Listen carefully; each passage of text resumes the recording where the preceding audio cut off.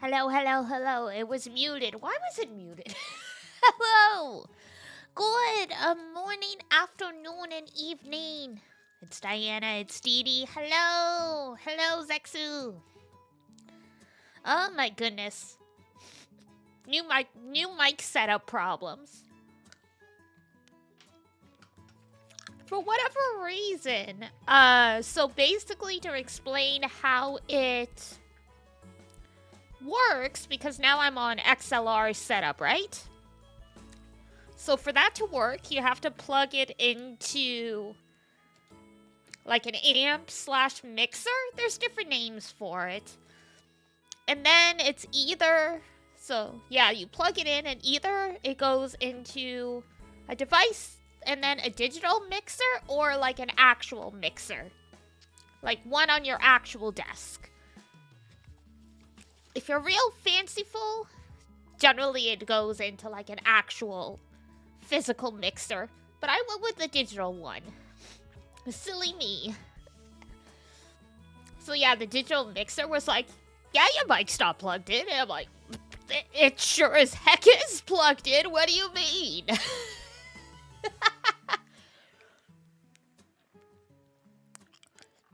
It's like I'm sitting here staring at it. Hello? I think I had to restart the mixer a couple times and then finally it was happy. Good grief. Usually I try to get things set up a few minutes before streams starts, like be ready to go at like 5 to the top of the hour. But I was finishing dinner, so I was like, 7:58. That's fine. I might be a couple minutes late, but not that bad. And then the mic's like, nah. Nah, not today. Not today. Today, we put you in your place.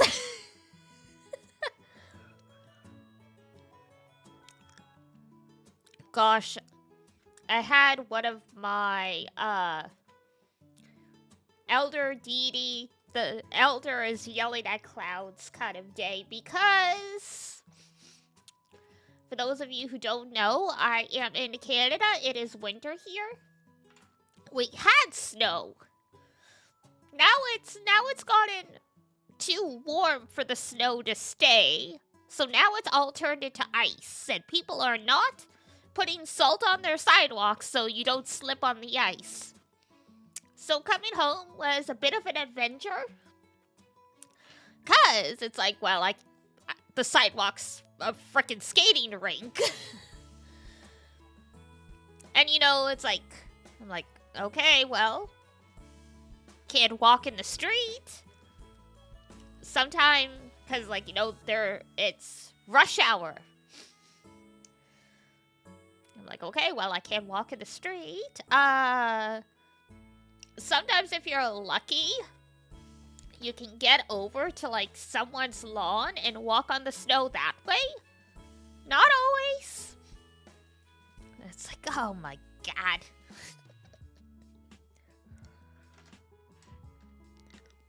Happens at least once a year that I take a nice spill. Fortunately, I've never broken anything that way. But one day it'll happen and it's gonna suck.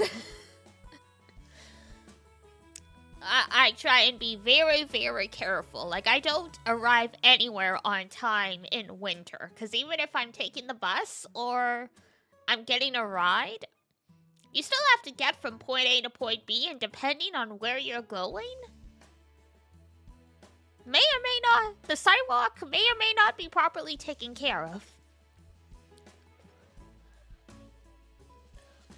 It's mostly residential areas, because at least here in Ontario, the province where I live in Canada, it is usually in the bylaw of the city that if you own the building where you live, you are responsible for putting the salt and maintenance of your part of the sidewalk. And if you have a corner lot, you're responsible for all 3 sides in front of it. a lot of people will be like, oh, well, you know, it's city property. It's like, do you really think the city's got the time to go and salt every sidewalk in a city? Like, really? Is that what you want to... So yeah, most people don't know. So sometimes you're lucky and it's just like a couple patches. Other times you get like what happened today and it's just straight up nothing but ice. Like here, I'll show you guys. Because I know some of y'all live in warm climates and you have never seen this stuff before. I know some of you either live with it or like you were born in a colder climate, so you saw it at some point. Let's see. Because I sent this photo to Iduna when I was like, ah, yes, I love walking home and this. Hang on. Where did the photo go?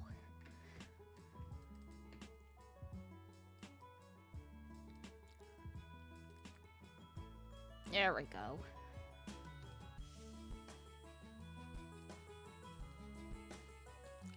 Let me just shrink this all down and then I'll get it.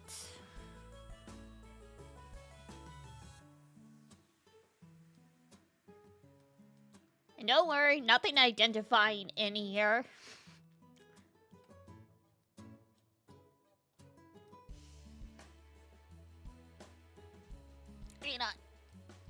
Wah! There we go. Sniffle free for chapter 3, indeed. But yeah, these are the sidewalks right now. When because people aren't salting. That is all ice there. That looks awful to walk on. Oh, it is.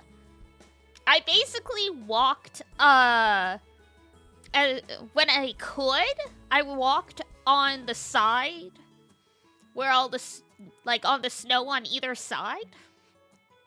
But yeah, it's all ice. It was just slip and slide. It was great.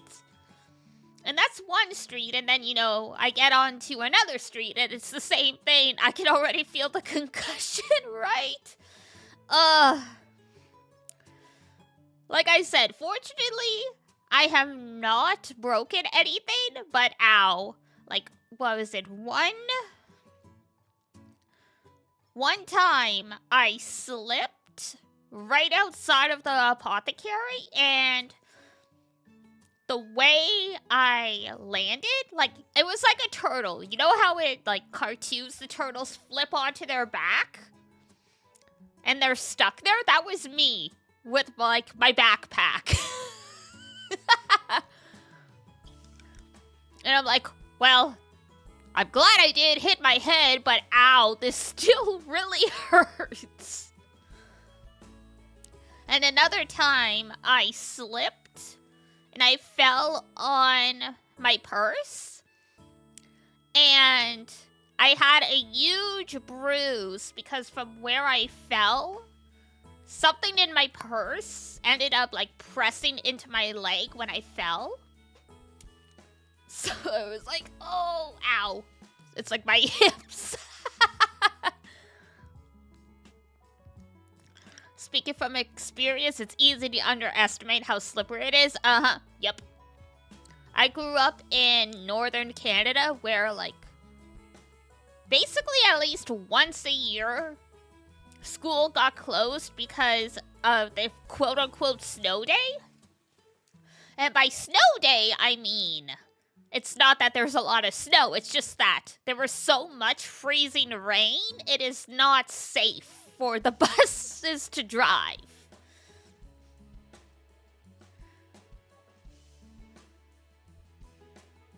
I just meant to poke a patch of ice with my foot and fell right over. Oof. Yeah, and I tend to wear proper winter boots, and by proper I mean they have decent treads. And yeah, basically you walk like a penguin. And you might be like, What does that mean? It means you shuffle. You do not lift your foot, because you're more at risk of slipping at the moment you put your foot down or when you push off. So you shuffle. And if you lean forward just a little bit, it shifts your center of gravity. So it's harder for you to slip and fall over. So it's... Hope you live on flatlands at least? Nope. Lots of hills. Lots of hills.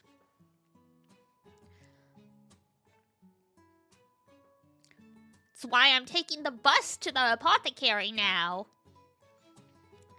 Because, when I walk to the apothecary, there's a hill. I have to go down and then up, coming back.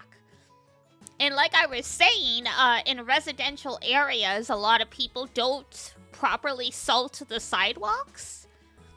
And I mean, the apothecary is in a commercial area, so once I actually kind of get around there, it's fine because all the businesses and like the salt the sidewalks around there, lots.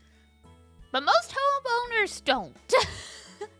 Or like they only do it after they get home from work. So if your evening commute might be okay, but your morning commute is terrifying.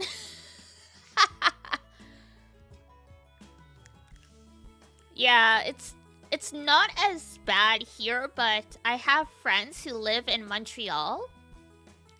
And for those who don't know, Montreal is very hilly. Like, it's an island, but there's a lot of hills.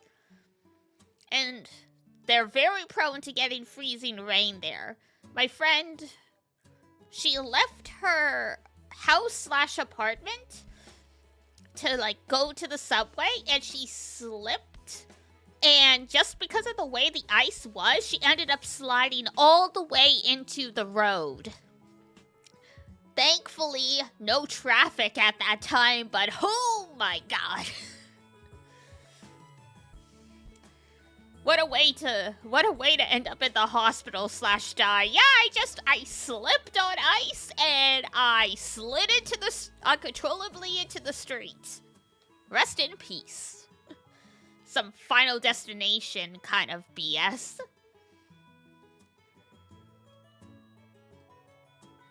But yeah, literally why come like November-ish, I'm literally never on time to anywhere. Because I'm like, nah, man.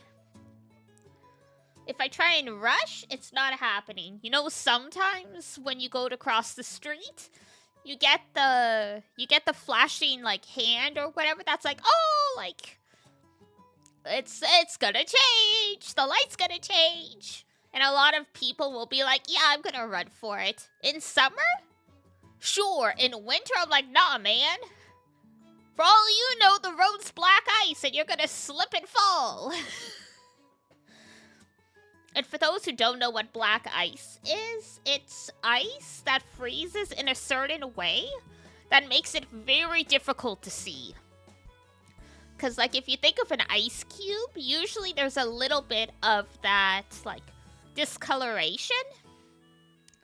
And usually you'll see that in ice, like, you know, here, like, you can see this discoloration, right? Black ice is completely transparent. They call it black ice because you don't see the ice, it just looks like normal pavement. And that's the ice that you hear about people having, like, crazy slide-outs on and, like, massive accidents. Because literally, you're driving and you don't see it. So it's like, whoop, there we go. There you go. Winter tires, no match for black ice. I think the only thing you can put on your car tires that would make it so you don't slip on black ice are chains, like snow chains. But those are against the law in a lot of places now, so, rip. Ripperoonie pepperoni.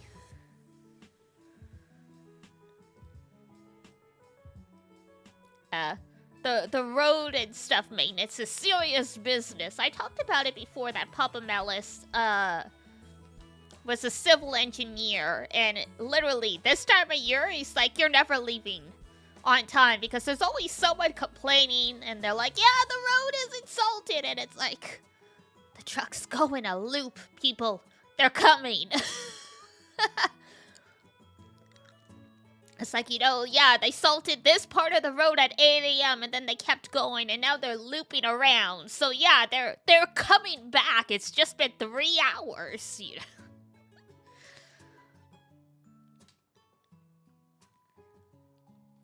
It is a grand old time.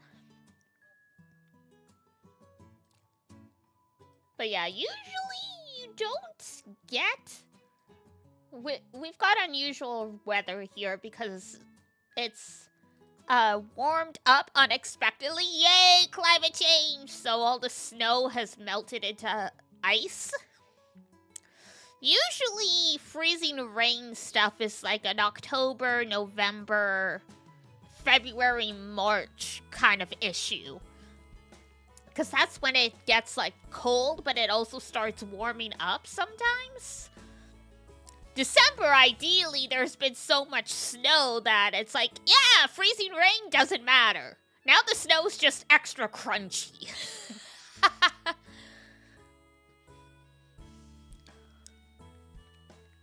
Or like, you know, you get the puddles of water that ice over. Literally, I would say it's a rite of passage for every Canadian child to try and crunch all over that kind of ice. But it is also something adults definitely do. Like, I definitely will, like, if I see that, I'm like, ooh, crunch, crunch, crunch, crunch, crunch. I think Iduna and I spotted one at the same time once, and we both ran for it. And her husband's like, are you guys, like, 5? It's like, no, we're 3.5.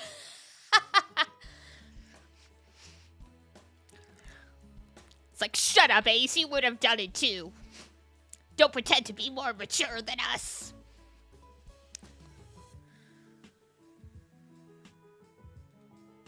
Alright, I'm gonna start setting up the game.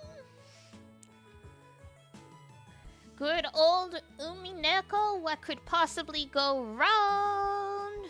Everything.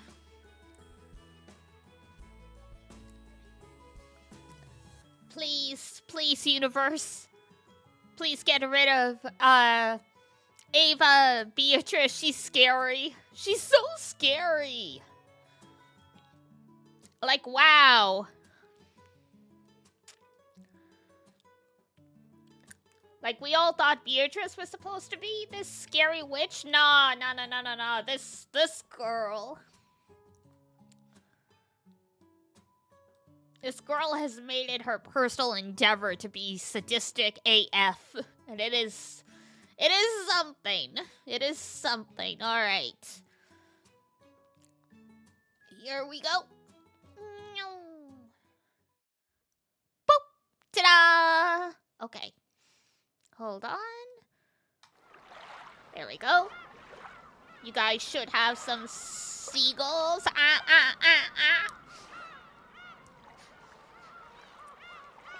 And obviously, let me know if I end up being too loud, game's too quiet, game's too loud, what have you. This game is delightful with its sound balancing sometimes, because, you know, there isn't separate tracks for everything. You just gotta live with it. I think the very first one is our latest one, but let me just triple check. Okay, yeah, I was like, we're starting to fill up all these slots. We should start overwriting some of the old ones. Okay.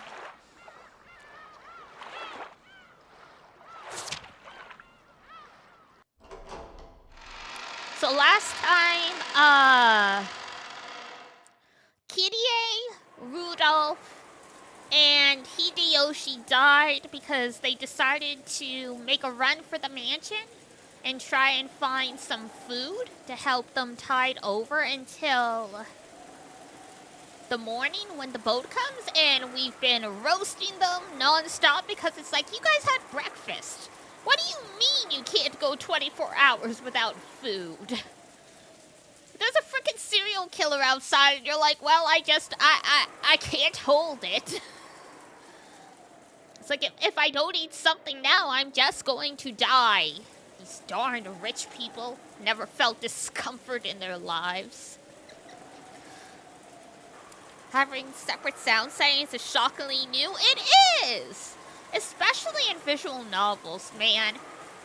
Was it in Two Heart, the remake? Each girl has a separate audio level. Like, you hate this chick? Muted. Hold game. You don't even have to listen to her.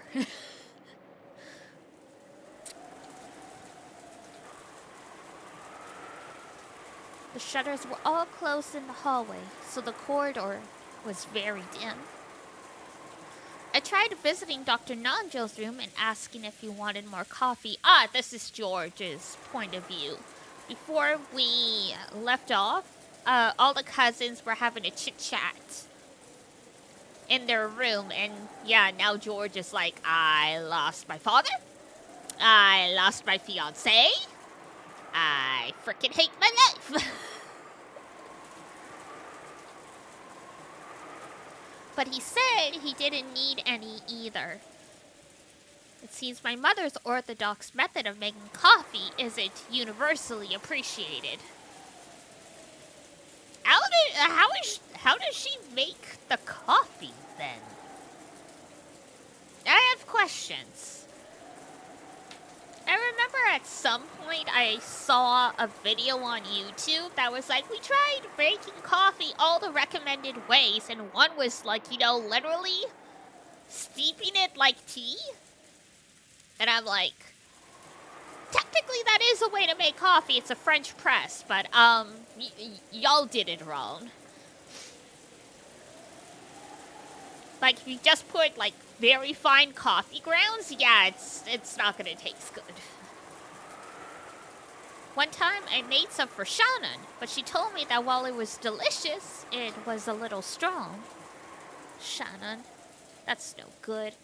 Even though I left the room to change my mood. That image of Shannon's face filling my head hasn't faded in the slightest. I keep seeing those fun days with her more and more vividly. And it's saddening that I never even got the chance to see her dead face. Sir? Huh? I feel like I understand where he's going. That, like, even if it's sad, you want to be able to say goodbye, even if they're no longer with us. But it just sounds like he's like, ugh, I wish I could have seen what she looked like when she was dead. I bet it was great.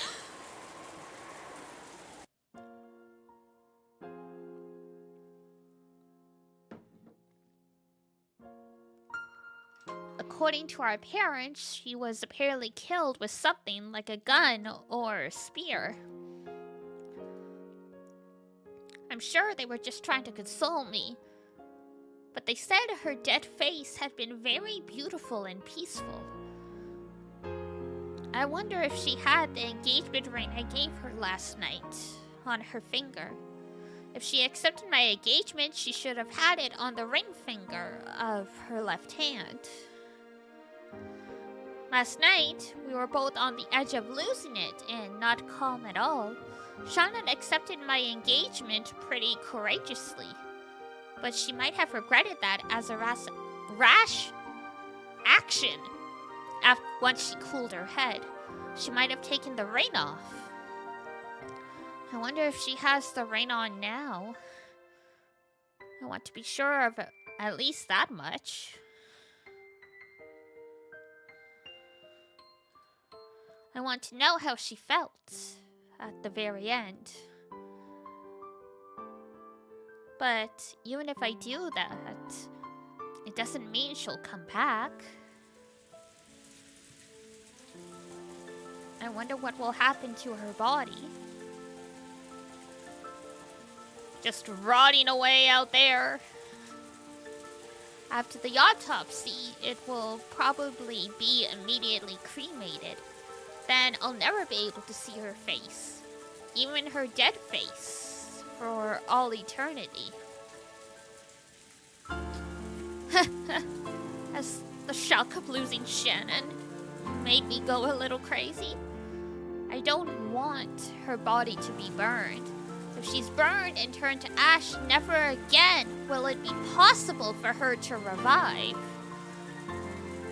They say cremation is frowned upon in Western tradition. Not necessarily. It was just always traditional to bury people, and then, you know, it got too expensive to bury people because there wasn't enough space. Because on the day of resurrection, there would be no body to revive. Ah, fair enough. Good old Christianity. Because of that, it seems that great criminals in Western history were often cremated after execution as a punishment. And their ashes were sometimes scattered in rivers and such. In other words, to Western people, death is nothing more than a sleep until the resurrection.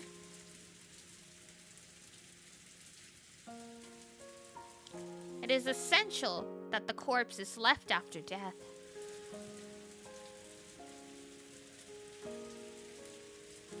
In other words, that's because Western people knew of a miracle that can revive the dead. I guess that depends if you believe in, Jesus.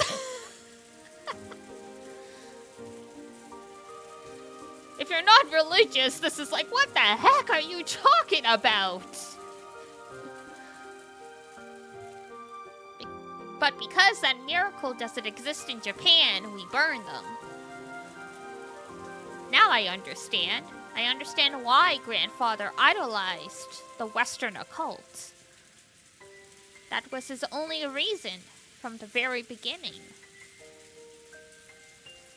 Just to revive the person dear to him, Grandfather spent the rest of his remaining life researching the Western occult. The situation surrounding us now is abnormal. Grandfather did revive his beloved Beatrice. And that Beatrice has carried out a terrible serial murder. Yeah, good job, Grandpa. Yes, common Western miracles. So freaking common, man. So common that, you know, people have spent their entire careers trying to prove whether it did or did not happen.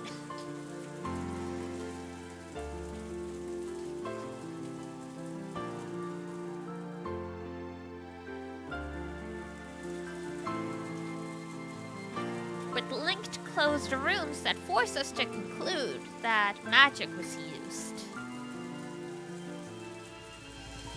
The Golden Witch Beatrice. The incarnation of the miracle of the Western occult. And also, the culprit who killed Shannon. She's an entity I should hate, and yet, for some reason, I want to cling to her. I wonder if Shannon could be revived with the magic of miracles, which Grandfather bet his life on. Ah, yes, the cycle of abuse continues. According to the legend of the Ushinomiya family, Grandfather met with her long ago and was given a vast quantity of gold. Then, if I also met with her, instead of gold, would she give me Shannon's life?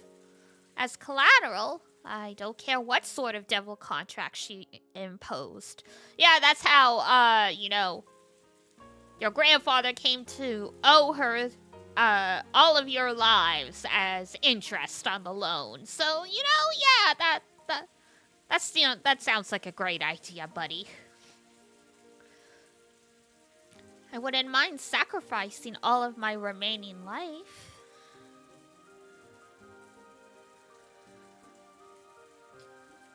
George probably couldn't believe or realize that his voiceless wish was heard by the witch herself, who stood right behind him. Oh, great. Beatrice had been listening to that entire discussion between the children just now in the cousin's room. Battler had told her that she didn't know the value of a human's life, and wanting to understand that in her own way, she had stealthily visited, listening in on their discussion. I thought by witch they meant Ava Beatrice, in which case she would probably stab George, but... That is your wish, you say. If I could grant that, would I be accepted as a witch? Beato looked at the palms of both her hands. She had handed most of her once surging magical power when the new witch succeeded the name of the Endless Witch. Of course, her current power still made her worthy of being called a witch, but it could not begin to compare to her previous strength.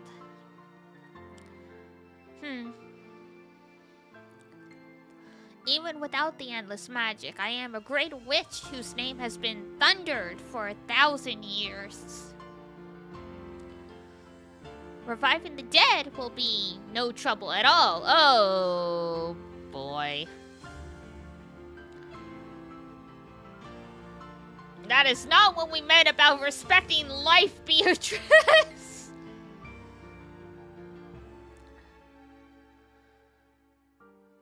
What a terrible idea. Inside her head, she thought about several magical steps she could take to revive the dead. Even magic that should have been easy in the past would be difficult with her current power. She thought of something, then clicked her tongue, then did so again, over and over. In the end, she finally thought of a single spell. But that was a spell that she couldn't use by herself. It was a spell that witches with weak power used, one that relied on the aid of others. In the past, Beato had looked down on that type of magic. Therefore, she frantically tried to search for any conceivable alternative. But in the end, she couldn't think of one and slumped over in self-derision. Then, careful not to surprise him, she softly called out, softly to George's heart.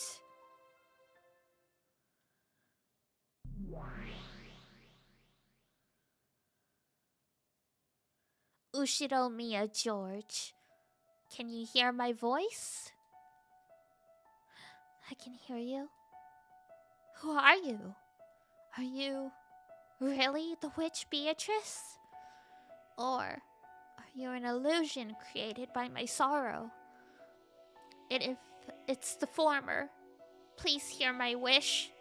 And if it's the latter, just leave me alone. Their conversation in a mental world was a lot like having one in a dream. When you dream, haven't you ever had the experience of casually accepting something that would have been absurd in the real world? The conversation in this world was like that. So even though a witch appeared and started talking to George, he was not surprised. Indeed, I am the Golden Witch Beatrice. Normally, you and I would not be able to talk together in this manner. However, you are strongly conscious of me and wish to have a discussion. So, both of our channels are able to match like this. I don't care if the person who killed Shannon was you or someone else using your name. As long as you exist as a real witch, I'll pay whatever cost you ask for. If you desire my life, take it right now, please. I want you to bring Shannon back to life. If that's impossible, I'd be satisfied if you just let me talk to her for a short while. Please. I ask for nothing in return. I shall grant that wish. Really? Really? You'll revive Shannon? Indeed. However, my current magical power is not sufficient to use the magic of resurrection. Therefore, I must rely on your help. If there's anything I can do, I'll do it. Even if that means taking my heart out right here, right now, I will not hesitate. Okay, where's Killua from Hunter x Hunter? When you need him. Boy could just reach in and rip a heart out of a man's chest. I told you, I don't need anything like that. I will chant the magic. Then a gap will open in the door to the land of the dead. But as I am now, I do not have the power to bring Shannon's soul up through that gap. However, you have strong feelings for Shannon, and those feelings will surely become magic that can bring her soul out without fail. What do you say? Will you help me? I will. If Shannon's life will be restored, there's nothing I'm afraid to lose. George's fists shook in silence. Then, he slowly came to his senses. He had been absent-mindedly standing near the window in the hall that whole time, his mug still in his hand.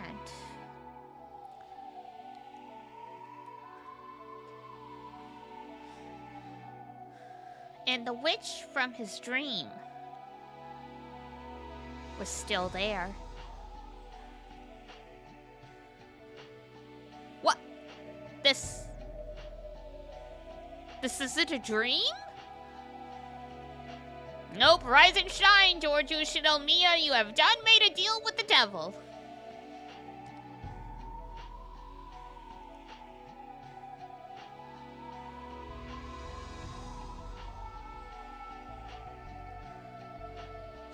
Be quiet.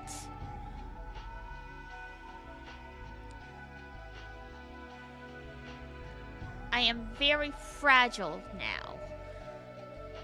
If any more humans appear, I will not be able to preserve this form.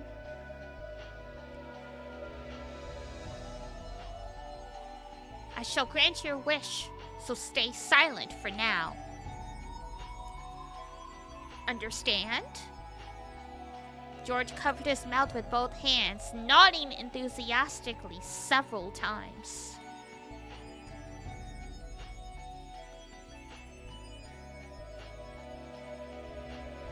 In that instant, he almost dropped the mug he was holding. George frantically juggled it around and caught it. He was afraid that if it fell to the floor and made a loud sound, the witch's form might disappear like a bubble popping. A reasonable worry, I'd say.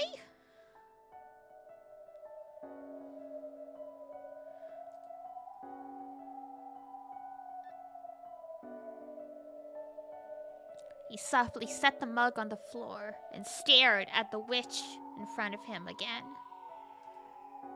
Her form didn't disappear. It wasn't a dream. Come, let us go to the parlor where Shannon sleeps. With the power of your feelings, we will bring back her soul. You say go, but how? My mother and the rest are downstairs. There's no way they'd let us go outside. And didn't you say that you wouldn't be able to preserve your form if another human appeared? Come to think of it, that is true. So Kraus and the rest are downstairs. In that case, we definitely cannot go down. Well then, we just need to go to the mansion without going down to the first floor, right? Beato laughed as though she had thought of a pleasant prank. And with her golden pipe, she lightly tapped a window with its shutter closed. When she did, 3 gold butterflies appeared from the pipe and opened the lock on the window as though melting it.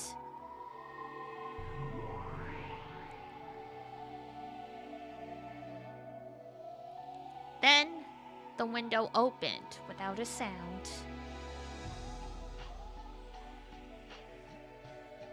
The shutter beyond it was exactly the same.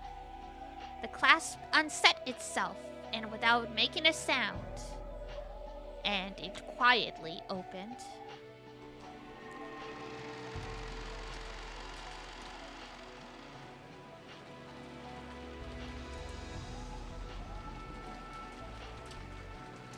The window opened, exposing the wind and rain outside the mansion. Perhaps because of the direction or something related to the construction of the building, the wind did not blow inside. Yes, the convenient magic. So no one will be like, where'd all this water in the hallway come from?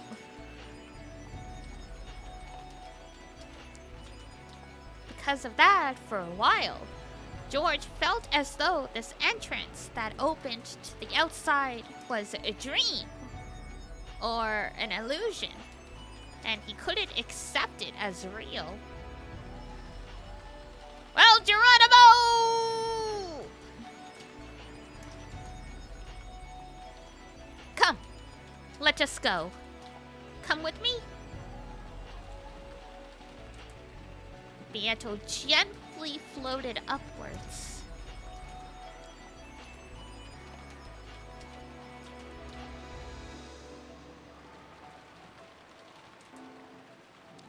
It was a natural action, like that of a diver enjoying an underwater stroll. It made it easy to believe that if you acted like she did, you too might be able to float in the sky, just as though you were swimming through the water. No, George did believe that.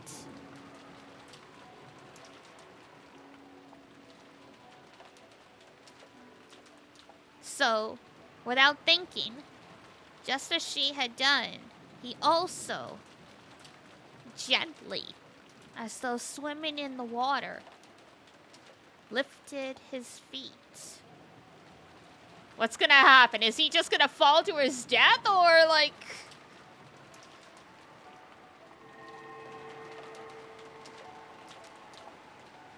Oh! Not bad! So you learned how to dance in the sky faster than I could explain it. George was shocked to find himself floating in midair like he was swimming. Good for you, buddy! You don't fall to your death today.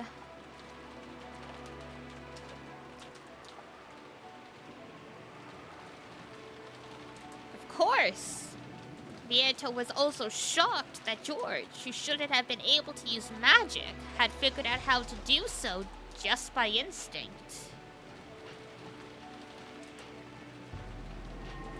To be able to fly in the air, to swim in the air.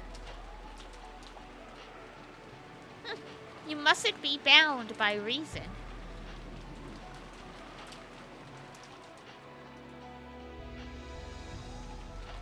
Accept it as a natural thing.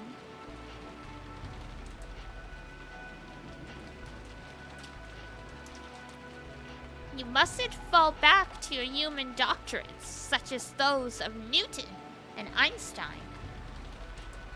Especially when flying high in the sky. Inexperienced witches sometimes plummet to the earth.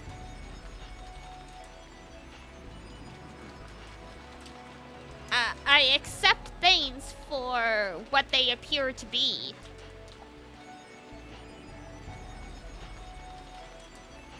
I accept things for what they appear to be. George repeated those words over and over. He must not deny magic, no matter what.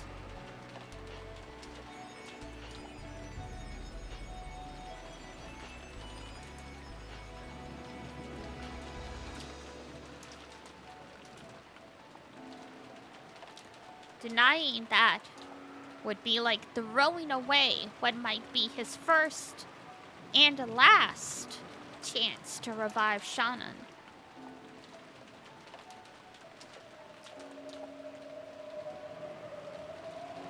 George moved. However, compared to Beato, who was elegantly drifting like smoke, George's movements more closely resembled someone underwater.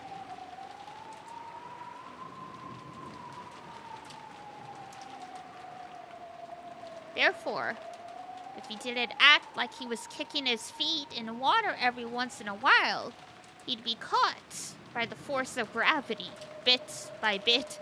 I think your mental image needed a little work there. It seems how the magic manifests itself all comes down to how you imagine it.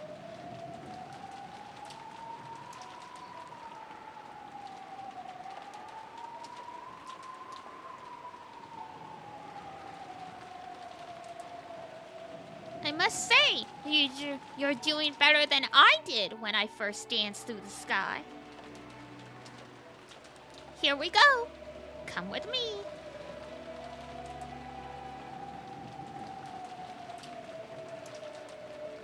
When Beato beckoned to George, she gently flew into the stormy sky.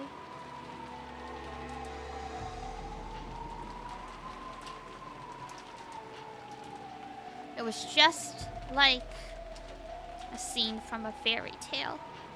The scene unfolding before George's eyes felt entirely like an extension of his dream. Being able to fly is incredible, but so is the wind and the rain. What's this? Are the wind and rain tormenting you? I could teach you magic to block against that, but it might be too early for you. And it may be a misuse of time right now. Yes, the magic I need is it that. George wore a strong-willed gaze, refusing to let the wind and rain get to him.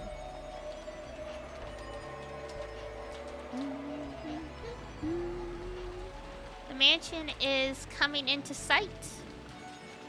Hold on, just a little longer.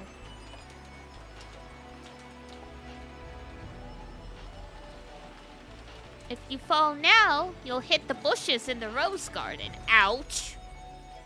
The undulating rose garden was spread beneath the witch and George's gazes.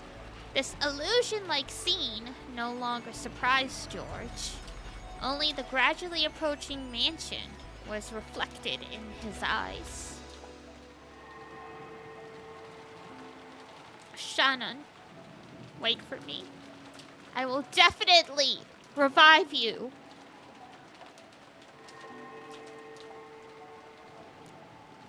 Oh, what could possibly go wrong?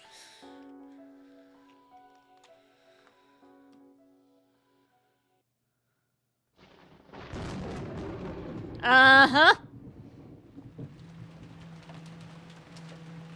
At that time, the cruel new witch could be seen staring at the guest house from a different location.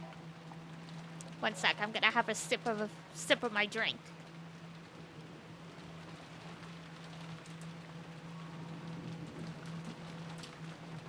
All right, onwards. At that time, the cruel new witch could be seen staring at the guest house from a different location. Now all that's left is the 7th and 8th twilights. Just 2 more, and my obligation to that old hag predecessor is finished. Well, that's not nice. Who you calling an old hag? The age of the hag is in demand, you know?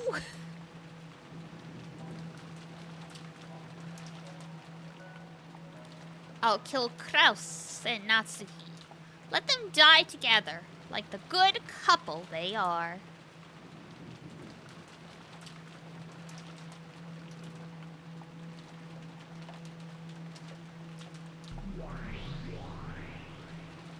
Neehee! Where's the target, yeah? In the lobby on the first floor of the guest house, 2 targets and Ushido Miya Ava identified. Measuring anti-magic power levels. Data link to 410. 410, data received. Anti-magic power levels are extremely low. If Ava just goes outside, they're tuna and abalone on a chopping board.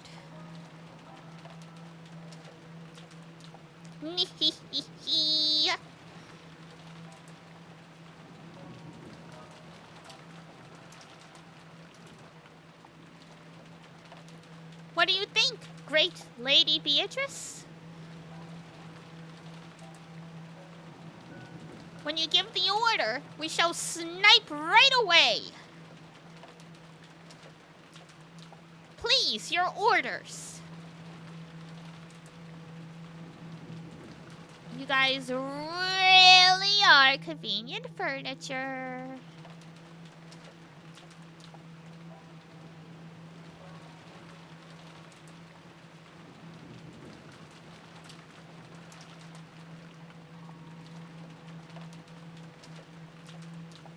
Not at all like the old secondhand furniture that's only useful for gouging corpses. Ooh, well.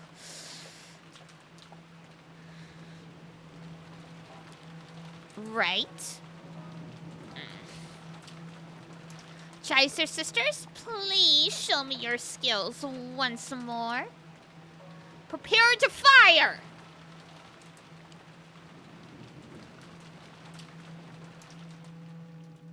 I thought Ava had to go outside. Like, does she have high enough anti-magic levels to, like, stop the bullet or something? Prepare to be fired!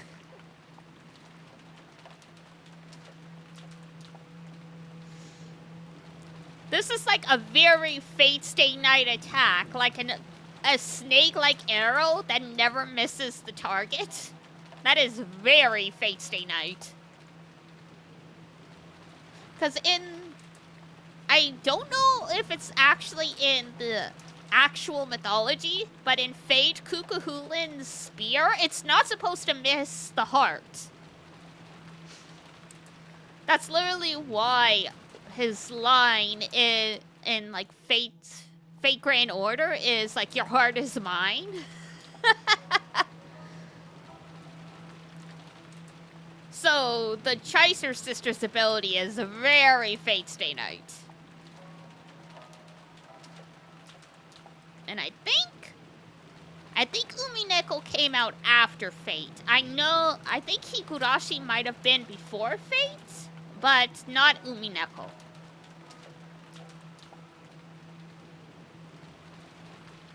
Ryu Kishinana and Nasukinoko are friends anyway, I believe. So, paying homage to a friend's work in your own work, ain't that weird? And carry out the corpses again, got it? 'Cause I'll play with them a lot, Jesus!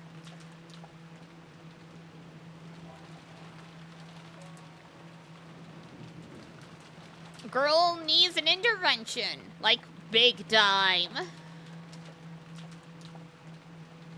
Like, I get it. Yeah, your family didn't make your childhood a very happy thing. Grow up.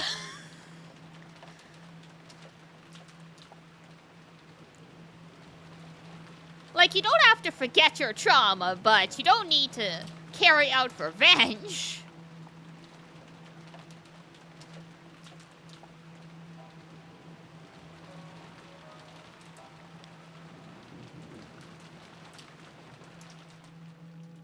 Correct. As you command. You weirdo.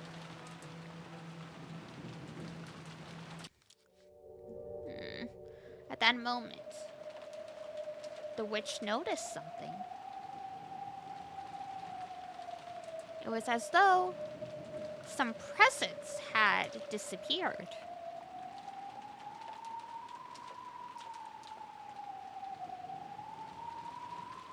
Was it her imagination?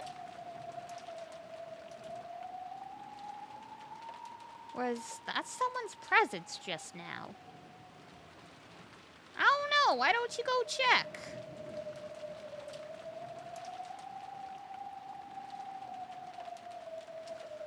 Did anyone feel it?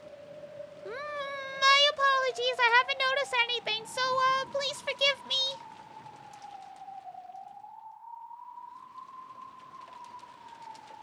We were in the middle of observing the guest house, so our peripheral surveillance was set to off. What about you, Lucifer-chan? Did you feel any presence?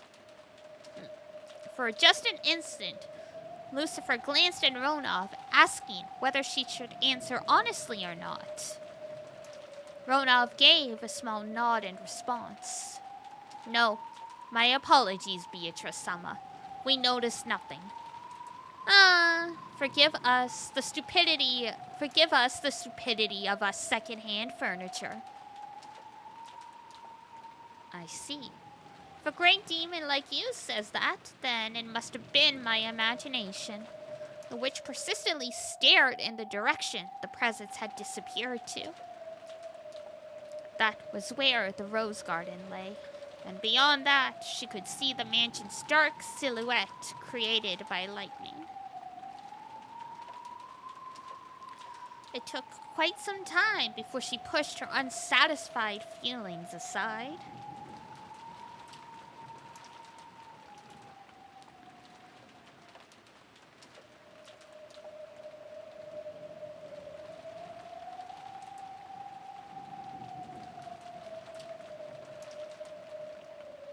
And once again faced the guest house.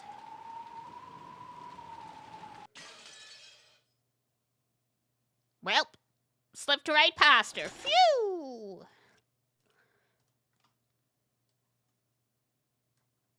We're safe for now.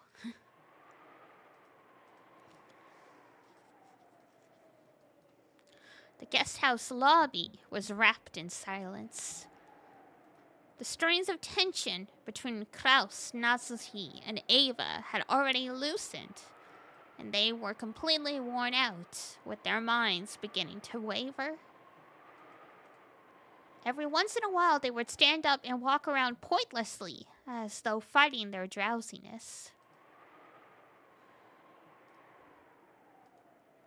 Are you okay, Ava-san? Please, do take it easy and rest. I told you I'm fine.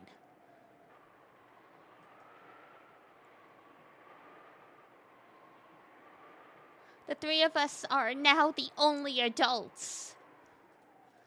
There's no time to rest.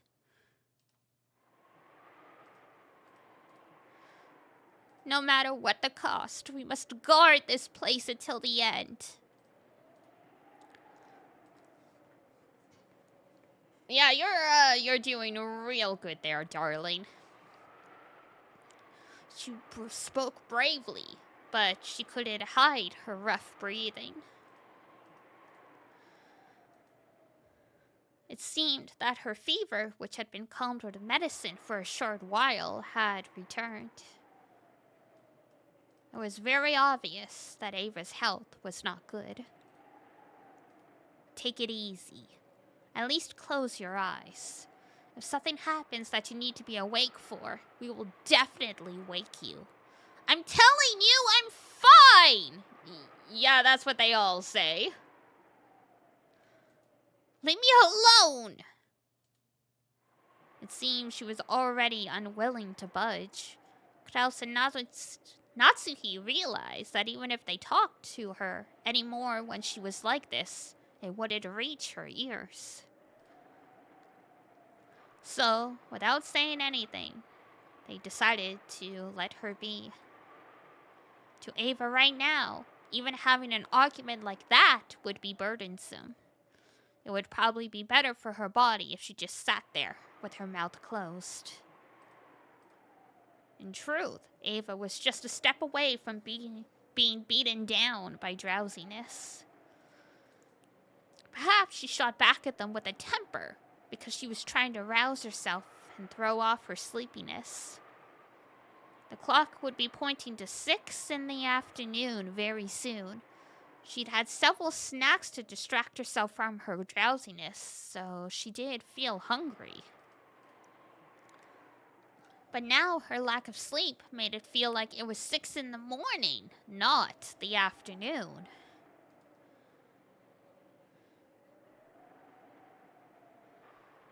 Even supposing that the boat came at precisely 9 in the morning tomorrow, they still had more than 12 full hours to go. Rip, gotta stay awake for another 15 hours. It was an overwhelmingly long stretch of time.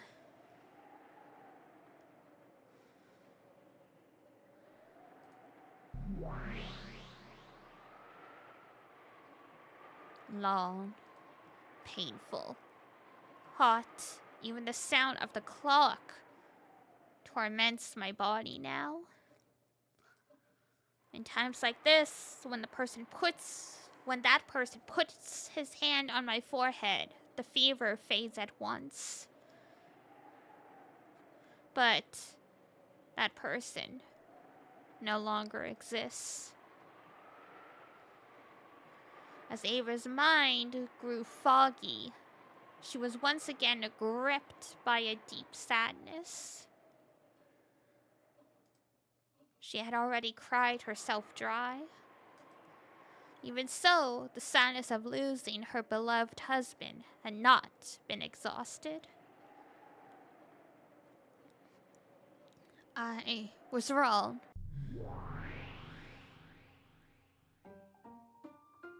What do you mean? The new witch and Ava were fundamentally the same being.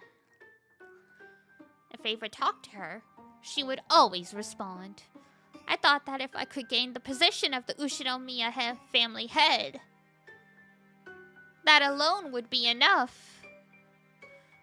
But then, as soon as I saw that mountain of gold, my greed grew. I was struck by a desire to have that mountain all to myself. There's nothing to be ashamed of. After all, it's your natural right as the Ushinomiya family head. How could you give up even a bit of it to anyone else? I was gripped by that temptation, which is why you were born. While you are a young girl version of me, at the same time, you are also my self-centered, evil heart. Because of my foolish greed sprouted by that mountain of gold. The shell of the egg that is my heart cracked, and you were born into this world. I am responsible for your birth. In that case, when I killed Rosa and Maria, and then Rudolph, Kirie, and Hideyoshi, you were responsible for that too. Why did you kill my husband too? Why? I didn't want to kill Hideyoshi. He was just so annoying and persistent. And that's your fault. It's your fault for choosing a husband like that. Wow! Bitch! A child like you cannot understand what made that man so wonderful. What the heck? Our dreams were made real with magic, right? We solved the riddle of the epitaph. Then we found the gold and got the Or, sorry, got the heads right even. All of our dreams finally came true, right? What more could you want? I don't know. Love? Acceptance? Family?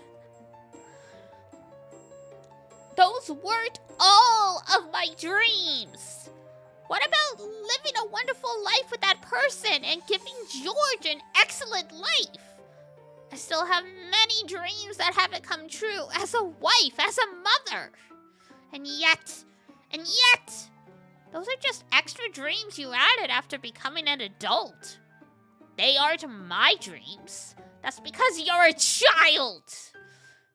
Do you only care about what's best for yourself? Yes, that's how children are. That's right, everything is my fault. Back then, why did I resist doing what Rosa told me to? Why couldn't I announce to all of the siblings that I'd found the gold? It's all because I'm so hideous. My evil heart, which sprouted from my desire to have all that gold for myself, caused you to hatch.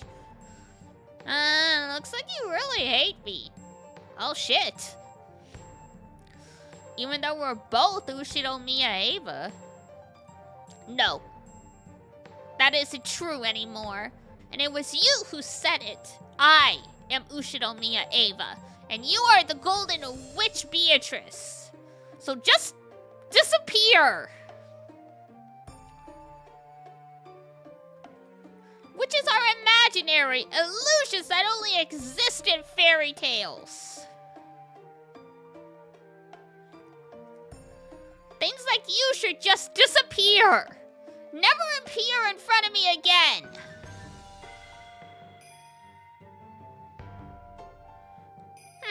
Yeah, you're right. I understand. I'll disappear from in front of you. And I am no longer Ushiromiya Eva. I'm the Golden Witch Beatrice. So now I can play however I want.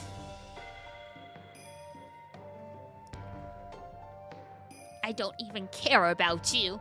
If only you'd just give up and die. Well, that was a wonderfully productive conversation with yourself. How are you feeling? I don't think this is what they mean when they say when they talk about healing your inner child.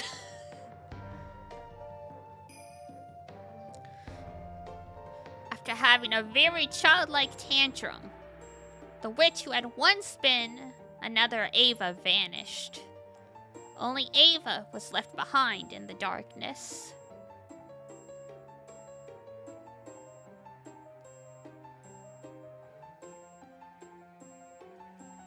Oops. Hang on. Oh no!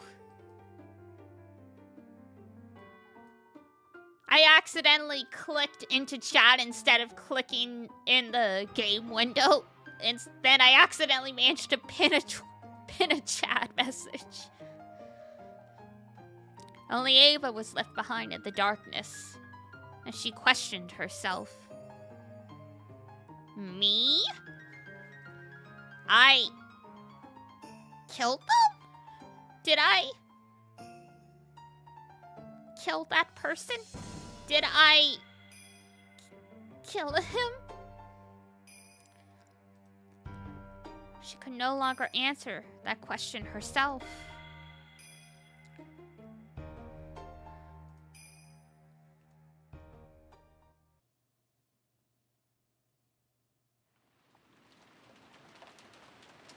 Uh-oh. Seemed that half asleep, she had gotten some saliva caught in a windpipe just as she was dozing off. Ava suddenly started coughing.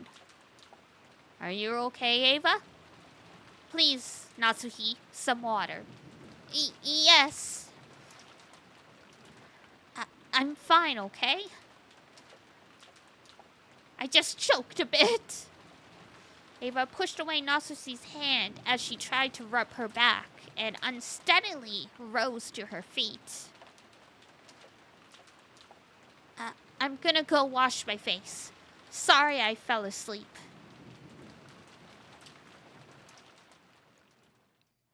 When I get back, I'll make some more coffee. Extra strong so that I won't get drowsy until tomorrow morning. The power of the coffee. Yes, please do. Your coffee is more to my taste than what Goda makes. I'm glad to hear it, even if it's flattery. Well, I'll be back soon. Ava exited the lobby, heading for the bathroom. Kraus and Natsuhi watched over her frail back. So, you sometimes do show concern for Ava-san, even though you have always been so much at odds with her. Isn't this how an older brother is supposed to be? Yes, I believe you're right. It isn't just Ava. There's Rudolph and Rosa too. Instead of acting like an older brother to them, all I ever did was speak arrogantly and bully them. In my own way, I was frantic in my desire to be like father, but I could never match up, and I always vented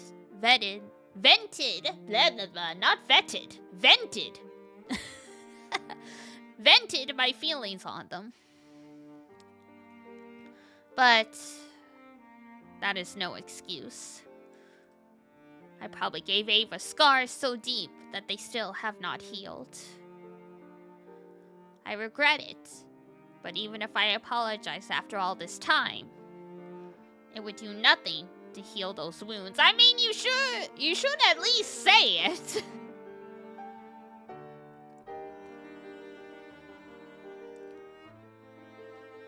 Like, that's the first step to mending this relationship, but whatever.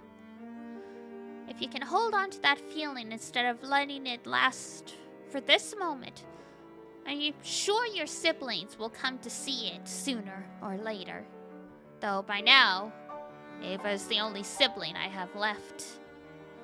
If only you and your siblings hadn't been born into the Ushinomiya family, you might have had a more normal, a more fun sibling relationship. You mustn't say that. Ava will probably continue to hate me for the rest of her whole life, and she has a right to. I intend to resign myself to that fact and accept it. Dear,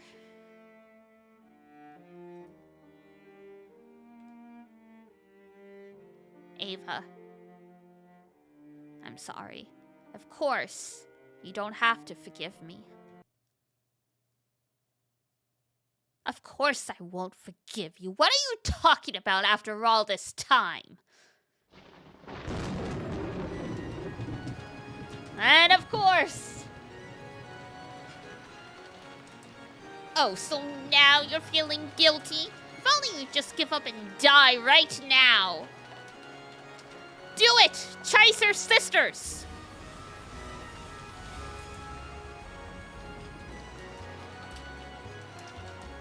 .45, firing permission received. Reconfirming firing are correcting for weather discrepancies. Data linked to 410. 410, data received. Firing permissions confirmed. Firing! Together, the sisters released the magical bowstring they had readied. A beautiful tail trailed behind the gold arrow, and it drew a lovely curve as it flew. It was just like a golden snake.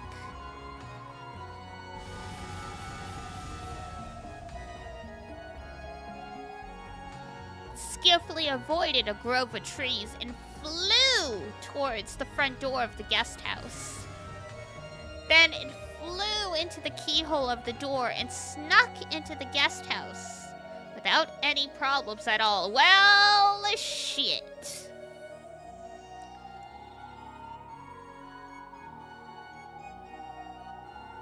That's handy, but also terrifying.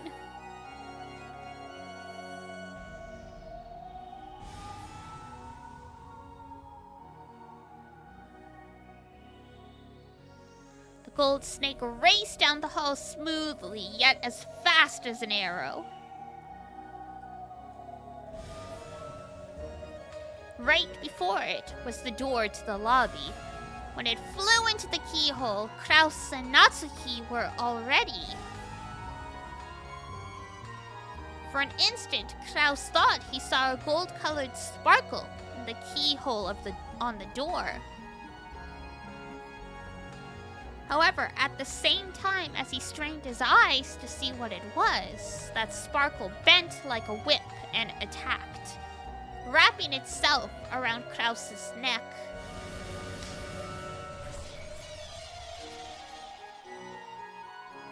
Just looking at it, the gold snake seemed very supple. However, it was as though a wire had tightened around Kraus's neck. And while that snake choked Kraus, it extended even more and also tightened around Natsuki's neck. Without even a chance to scream, their eyes bulged and as they went into convulsions and then collapsed. 45, hit and kill confirmed. Formulating towing curve, revising capture points. How are you gonna bring them out? Sure, you got the arrow through the doors, but how are you gonna bring bodies out? Data link to 410. Oh, what kind of magic bullshit is this gonna be? 410, data received, initiating corpse towing. We got both of them. The gold snake began to drag Kraus and Natsuki's bodies back.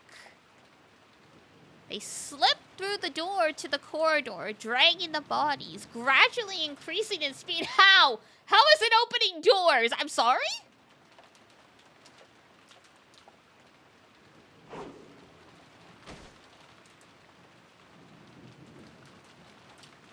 And rapidly pull them outside the guest house. Apparently, once these things kill you, you suddenly become incorporeal and you can just go through freaking walls.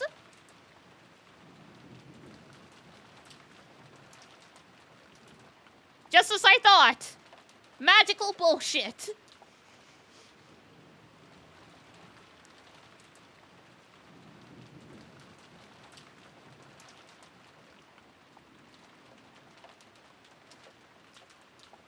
So the lobby was silent, as though nothing had happened. As though Kraus and Natsuki had not been there since the beginning. Only the sound of the wind and rain remained. As if they were playing dumb and pretending to be the only ones there.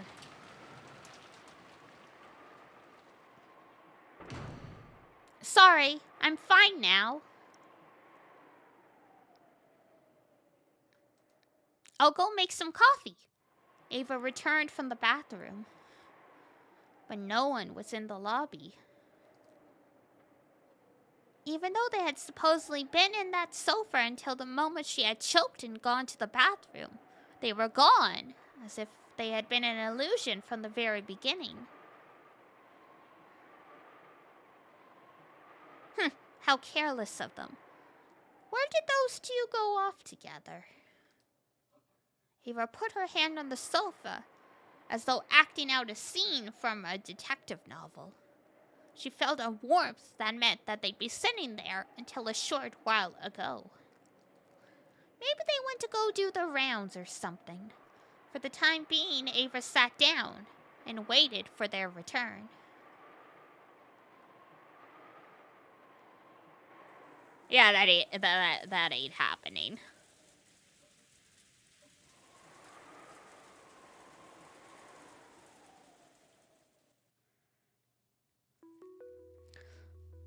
Beato and George could be seen in the parlor of the mansion.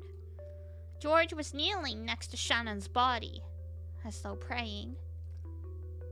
His face was serious, and there was even sweat on his forehead.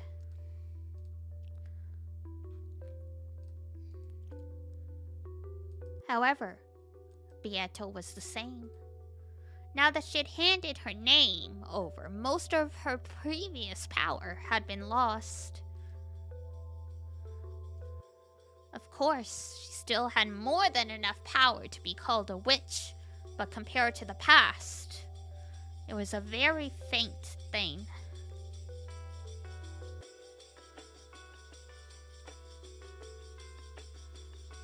My favorite song of the OST! Let's go! Good. Don't talk to her. Don't touch her with your hand. Call to her with the voice of your heart, and seek her with the hand of your heart.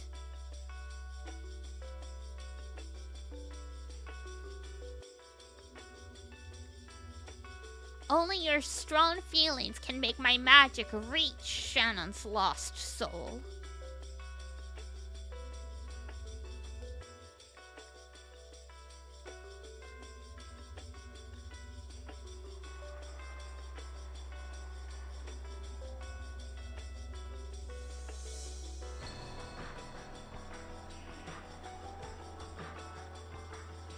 George kept praying, earnestly and silently.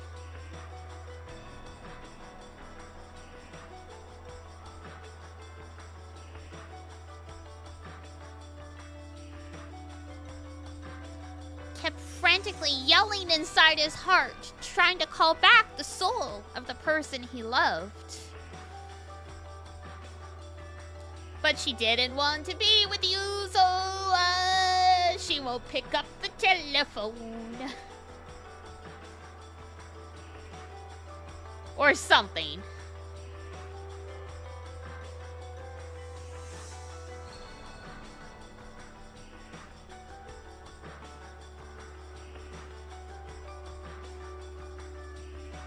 He strongly envisioned his soul leaving his body and searching for her as she wandered through the land of the dead.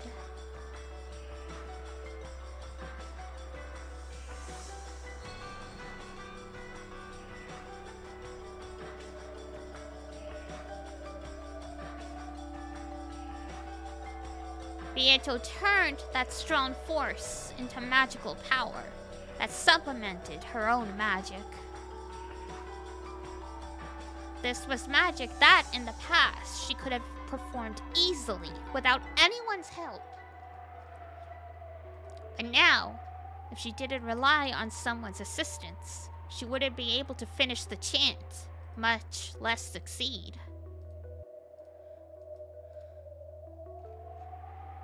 I'd forgotten for several centuries. Was resurrection always this difficult? Beato was wearing an even more strained expression than George. It had slipped her mind, but originally, the magic to revive a life was the ultimate hidden art. UMINEKO, except I cry. Keiki no naku koro ni.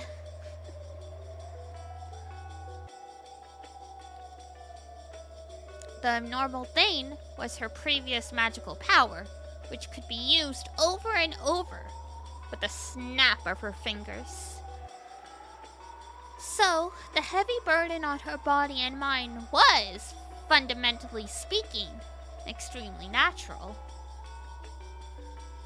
However, this man's power, even though he doesn't know magic, it's nothing to be laughed at. How am I? I'm good. Happy December. I hope you're doing well also.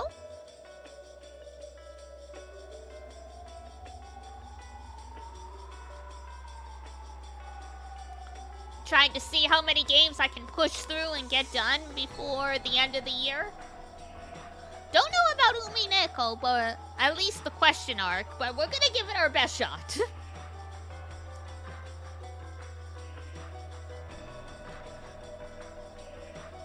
Just working ready for break? Excellent. Make sure you rest up when you can. However, this man's power, even though he doesn't know magic, it's nothing to be laughed at, I see. So he truly is Kinzo's grandchild. If you finish this before 2026, I'll eat my shoe. Bet. Just the question arc, though. Just the question arcs, though. The answer arcs are gonna be another, like, 20 to 40 hours.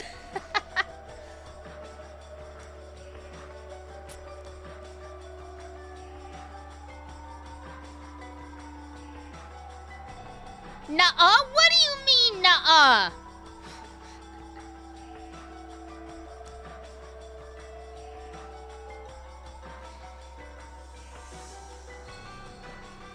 At first, Pietro thought I mean the full game. Okay, well, that's definitely not gonna happen. Even if I streamed it every day from now until January 31st, I think it'd be cutting it pretty close.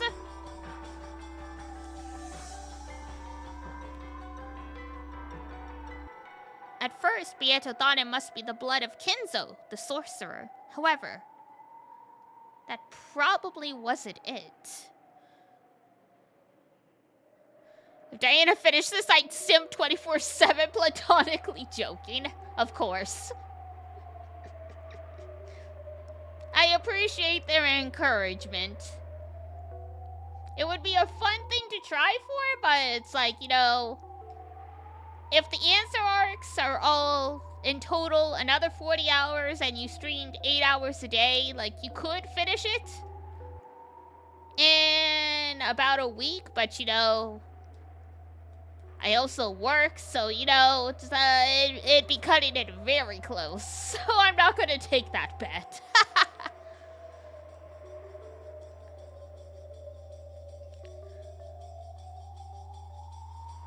But we'll see. We'll see how far we end up getting. She had a feeling that Battler had already told her what it was. Love! It had been born from the power of George's sadness at the death of the person he loved, and from the way he had tried his hardest throughout his life. From the warm time spent together with Shannon, to the size of the dream they swore to protect in the future.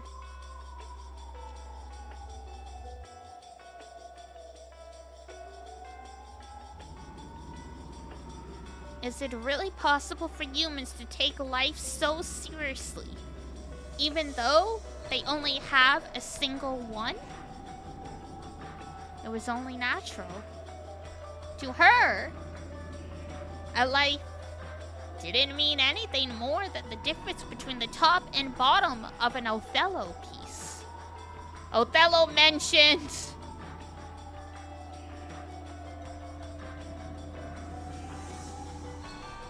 If black represented death, then she thought all you had to do was blah blah blah blah blah. Sorry. I lost my train of thought there for a second. I know someone doing a full Kingdom Hearts 1 to 3 and Birth by Sleep. Oh my god. That is quite the endeavor. I mean, if you're very good at the game, it can be done. I'm willing to bet my bestie Duna could do it, because she basically has those games memorized. But if it's your first time, oh, good luck.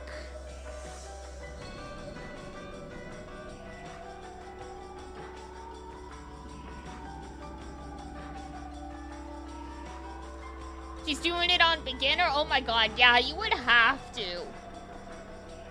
Even regular can be really difficult depending on some of the fights. I remember playing Kingdom Hearts 2 for the first time and being so angry over fighting Demyx in the War of 100 Heartless that, like, I didn't throw the controller. But, like, I just let it, like, you know, fall out of my hands and just, like, storm off. Like, no, never, forget it. Forget it. Dance, water, dance. Frick my life. I hate it. You know how it's like sometimes you, try a game because a friend likes it, and then you're like, never mind, I can't do this. Hi, Ranger! Welcome in!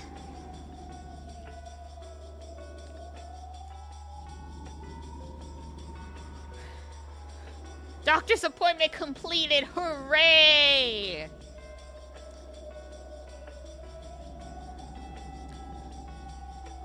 To humans in a world without magic, where they cannot return things to their original form, it is very natural for them to bet their life and soul. Hope game is going good. It is. We are chugging our way through the story. George is making a very questionable choice.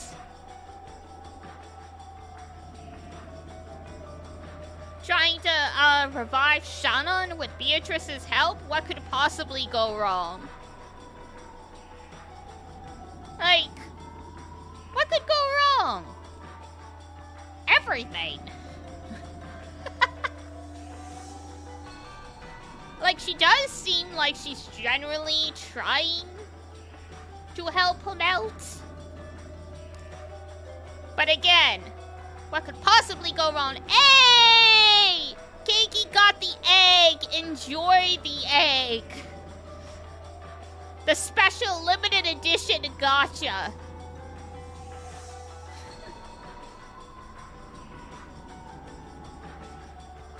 And the Smarty 3 potion I love. Is the egg rare? Technically. Wait, I added it as a joke when we were playing Deltarune. And now it's just a thing to scream egg every time someone gets that. I don't have a fancy enough script to make it so the egg is weighted differently than all the other options. But I mean, since there are 14 other choices, like, in theory, the egg is uncommon, at least. Did I ever finish that? No. Because I had to go and get better equipment and stuff like that to finally beat the boss. So, I've been working my way through, the chapters, like the chapter again, because I looked up and I was like, hey, what's some good stuff to help with this? And people were like, the good stuff's in chapter 3. So I was like, fuck my life.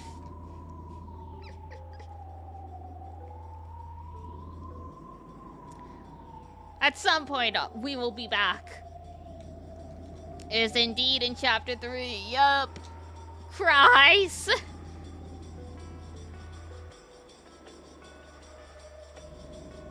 I have to sit down and do it again. I got to the point where we were about to go over to Noelle's house again. So I'm getting there. What script am I on? I am using Mix It Up.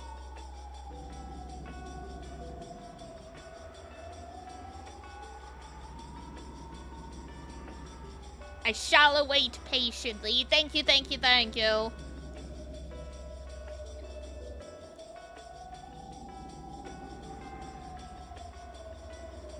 I will do my best soon because I think aren't we supposed to get more chapters of Deltarune in 2026?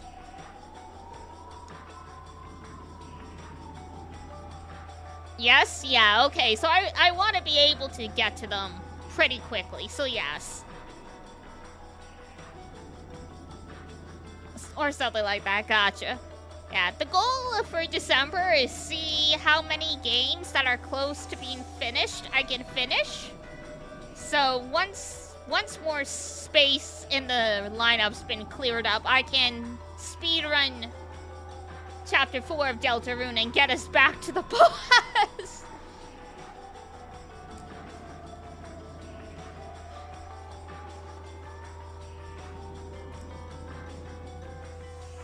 I mean, it's not a terrible chapter to play or anything. It was just like, gosh darn it. What do you mean I can't just go back to the previous area and buy better equipment? How dare you? It's like you made us have a mandatory fight, and we can't equip. I can talk. You'll await the day you can talk Deltarune lore with me. I know. You're chomping at the bit. I understand.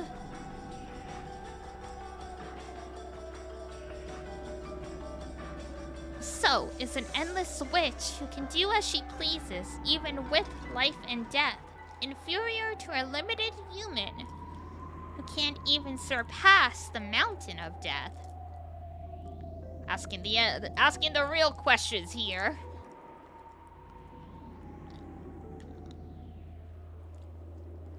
This time, the witch acknowledged it. No, it didn't come off as pushy. When I say I understand, it's because Iduna, my bestie, also does similar to me. Where it takes her months to finally get around to the update in some of the gacha games we play that aren't Genshin. And I'm here literally chomping at the bit because, like, when I say she doesn't like spoilers, I mean literally she has completely ignored my message for an entire day because I accidentally spoiled something once. Like, she legitimately gets very upset.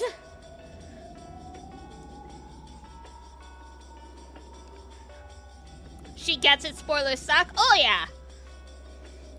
And I mean, I don't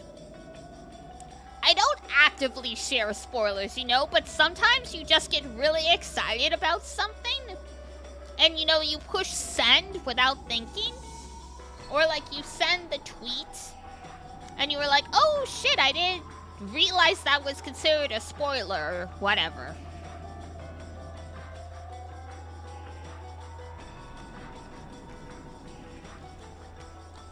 So I don't actively do that, but yeah.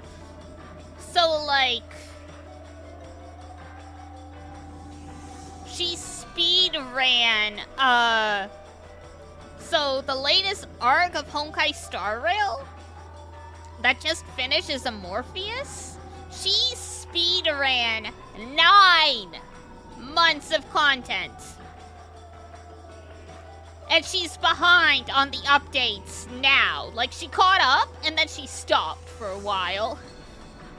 So and like, before that, she was behind on other stuff. I waited, like, a year and a half for her to get to this one particular scene that I knew she would lose her shit over. So I completely so when I say I understand, Ranger, I'm like, I know what I'm doing to you. I'm so sorry. I'll get there soon.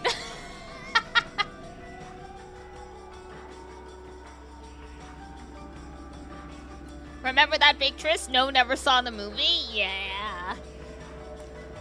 Like, in the most recent case, it was like, I got very excited because of a lore thing, and I'm like, oh my god! Look at this! This character we both love is incredible! And she's like, yeah, I just ignored that for 3 days. I'm like, oh. I'm like, why did you tell me? Because I usually will put a spoiler warning on everything just in case. And I'm like, why did you tell me to delete it or something? She's like, you seem so happy. I didn't want to ruin your enthusiasm. I'm like, no, but I feel bad.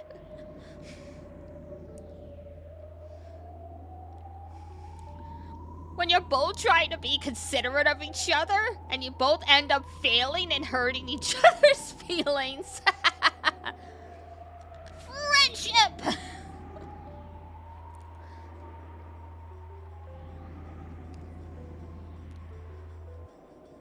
George was able to hold a magical power that could never reside in witches who did understand the value of life.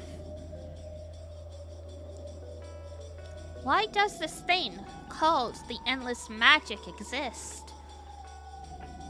Even though I called myself the Endless Witch.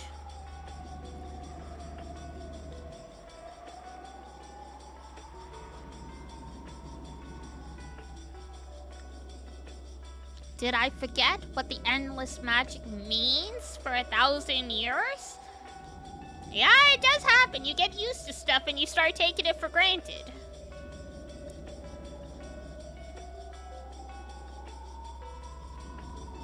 She looked at George's expression again. His surging earnestness was like a lightning bolt. Right now, even if George's body had been burned or smashed by a waterfall, he probably would continue to pray for his beloved without minding it, without noticing it.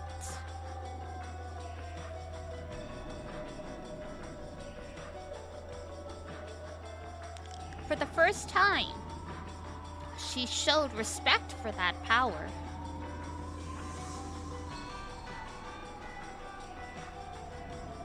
Gonna go see if he... Okay! Have fun with Mario Kart.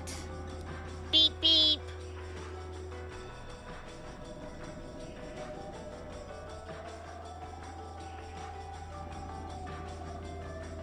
I have to figure out the date, but Aduna and I were talking about doing another collab playing games around Christmas, and we were trying to figure out what game we both had, and I'm like, I guess we could play Sonic Crossbow. She's like, I wasn't gonna say it, but I did. Yes!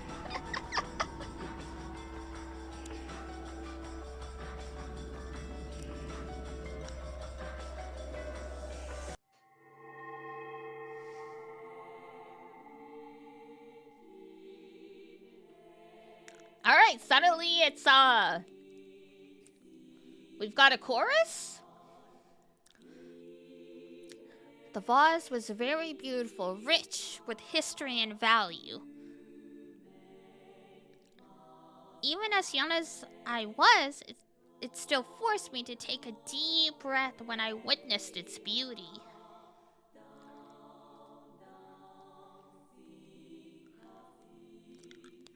But that just made me want to touch it.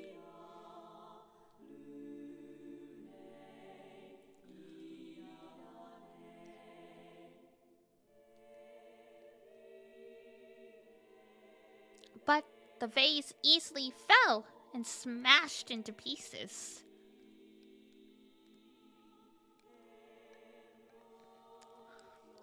Like a bubble that had popped. It felt as though the time it possessed a form had been an illusion.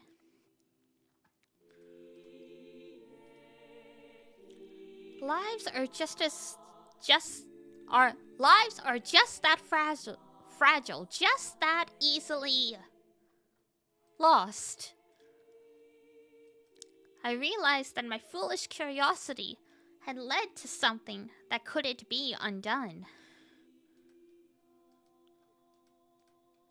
No matter how much I regretted it now, no matter how much I apologized, the smashed vase wouldn't return back to its original form.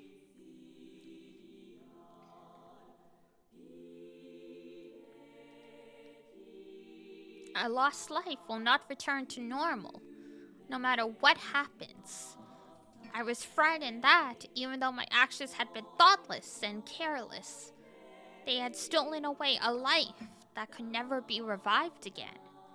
Then, I pitied that lost life and cried. I was frightened of myself, the one responsible for its loss, and cried even more. I'm sure grandfather will also cry at the loss of his precious vase. I'm sure that all the people who love grandfather and see him like that will cry. With the loss of a single life, the whole world can be filled with so much sadness. I cried even more at how terrible that was.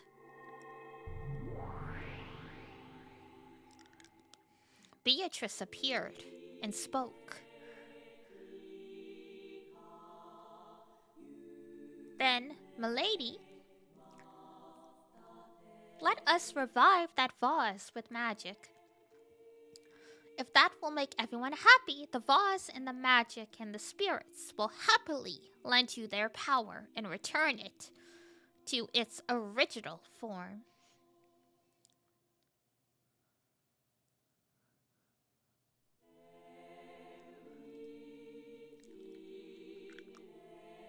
Come, milady.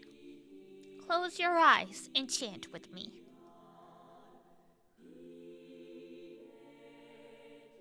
Come, try closing your eyes and try to remember.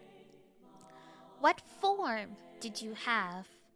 It was surely a very, very beautiful form.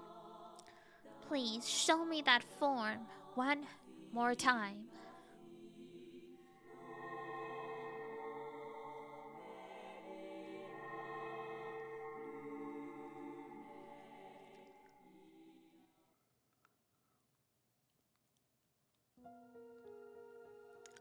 Those words of power knocked forcefully on the door to the land of the dead.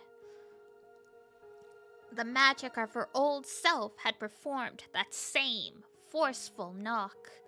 However, doing it that way was horribly violent and earned the displeasure of the peacefully sleeping dead. But this time was different. It was very forceful, and yet gentle and loving. The dead near the door opened their eyes and called out to the others that there was a voice calling for someone to come back.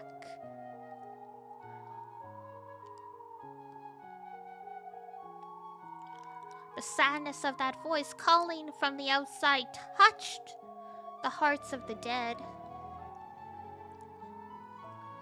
And trying to respond as quickly as possible, they searched for Shannon's soul.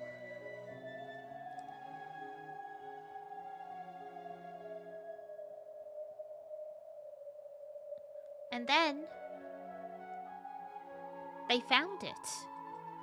They found the casket in which Shannon was peacefully sleeping.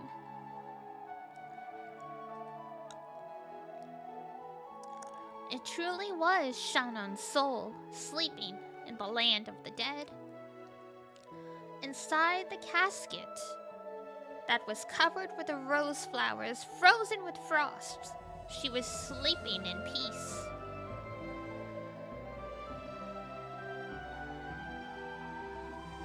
The dead lifted that casket up, while at a glance it looked like a funeral march. It had the completely opposite meaning.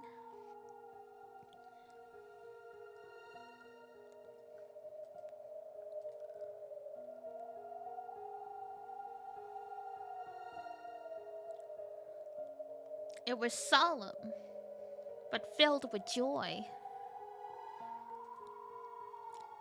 The long forgotten dead were made to remember that they were loved after their deaths.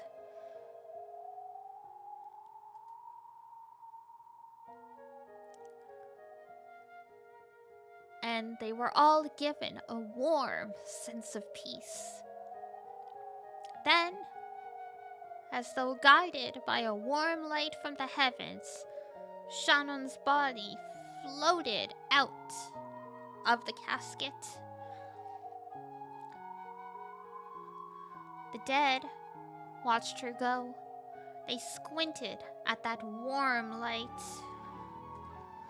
offering their respect to that unknown member of the living who had lost his love for a person, who had not lost his love for a person, even after their death.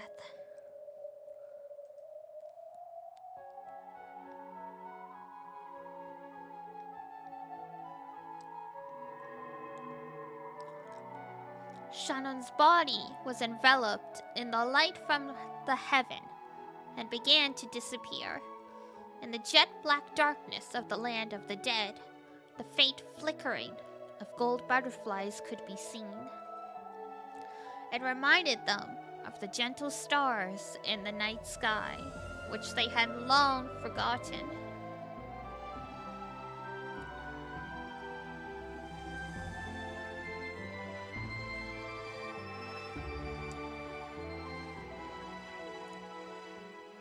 George remembered being told that he must not say anything, and hurriedly covered his mouth.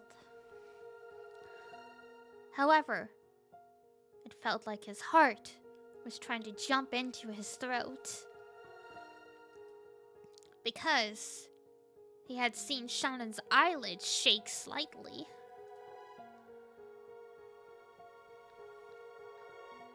Then, those eyelids slowly opened.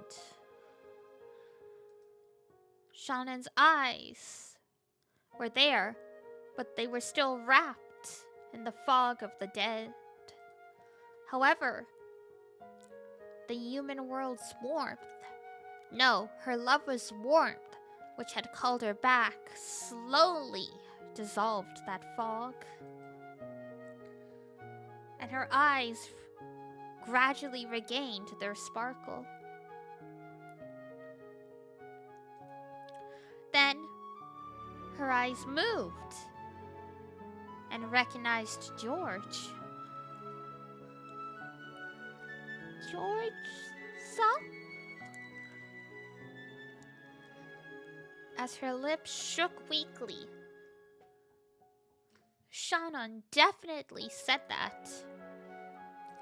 The words were very faint, so much so that they normally wouldn't have reached his ears.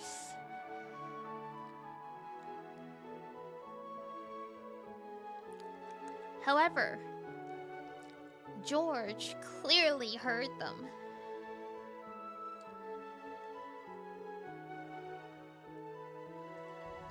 He heard the person he cared for, his fiancée, the one he loved most and who should have been dead, call his name once again. Shannon, Shannon, do you know who I am? George, son, is this a dream? No, this isn't a dream. Come on, see here. Even if I pinch you, you won't wake up. As George said that, he softly pinched Shannon's cheek.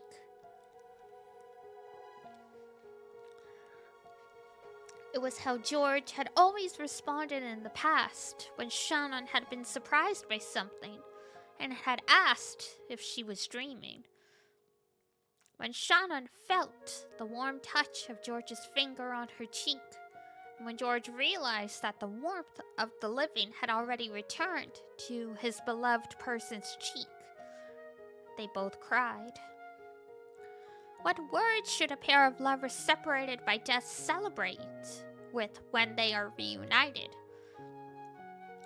The words of the human world are not enough. In short, they had no need of the words of this world. George simply hugged Shannon, who was sitting up, without talking. Shannon's strength was still feeble, and putting her arms around George's back took all she had. So George hugged her tightly to make up for that, to stop each other from going once more to a place the other's hand couldn't reach. They hugged each other so tightly and yet so gently. as Shannon's fingers curled around George's back.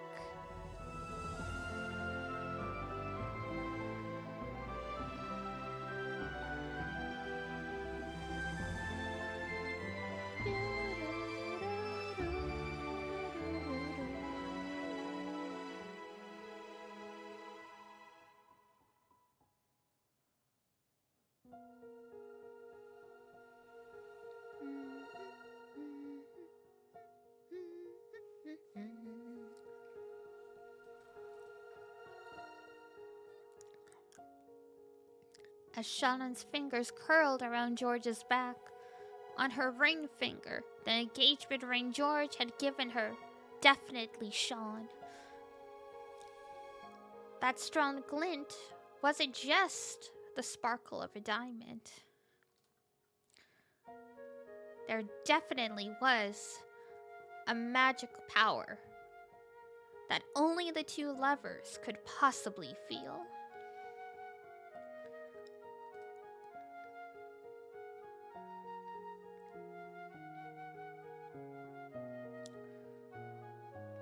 It was because that strong light existed that they had been able to find her casket in the land of the dead. Beato understood. That ring, no. The feelings that the pair embodied in that ring were a miracle made real.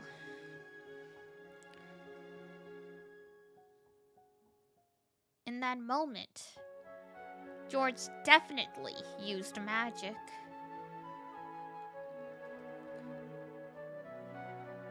Beato had done nothing more than help him along. That magic had a power that could only reside in those who knew of the importance of life, who knew what it meant to try with all one's might. It was the power of a miracle, one that the Endless Witch couldn't possibly know of. A miracle that only the power of the finite could give rise to. By now, she had no choice but to accept it. She had to accept that true magical power exists in the place furthest away from she who called herself a golden witch. Beatrice-sama? She brought you back to life. Thank you, Beatrice! No. I did nothing. What revived Shannon was your magical power. It was your magic. The Ushinomiya blood, which makes miracles come true, surely saw you through. George-san revived me? Indeed, it was an incredible display of magical power, one that I could not hope to compete with.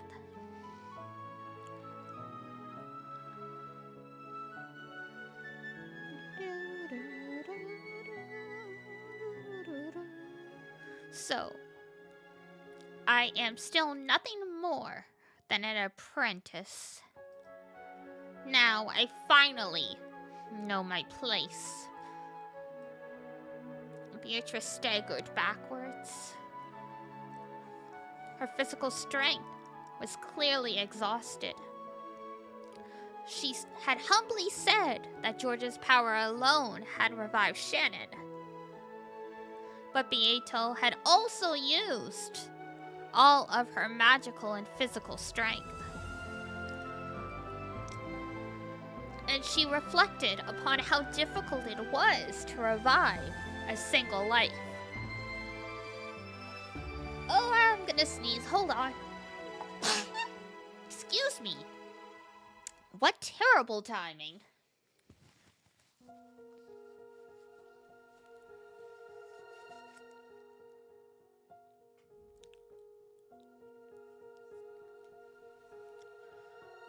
The couple kept on embracing each other tightly, By doing that, those feelings that couldn't be communicated with a billion words were shared.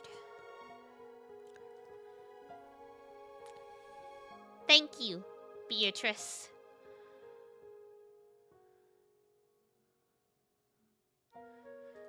We're in your debt.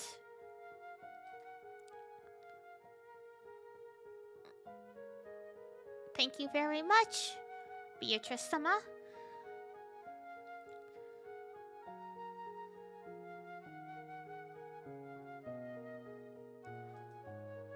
I'll never forget the debt I owe you for bringing me to George again.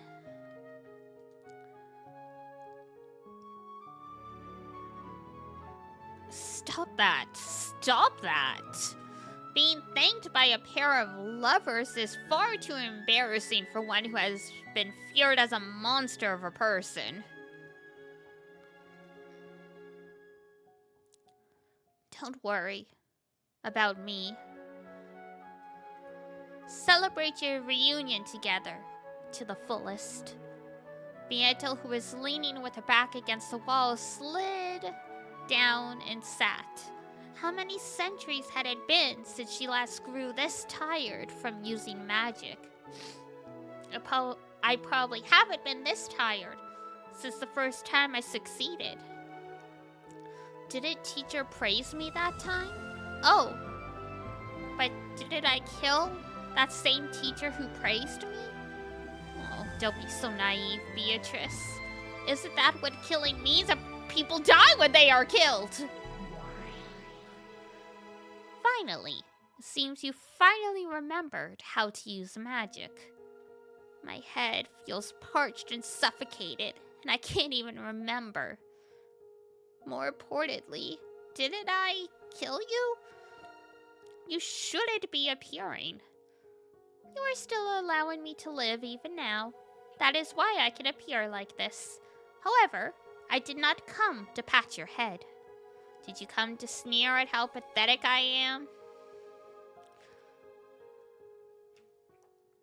Anyway, if I have my head patted by a retired witch after all that's happened, the other witches will laugh at me. That's right.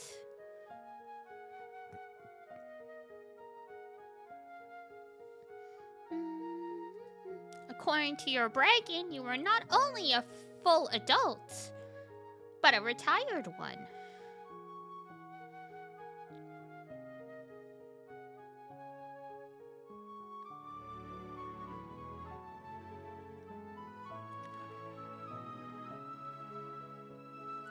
And yet, only now have you learned how to use magic.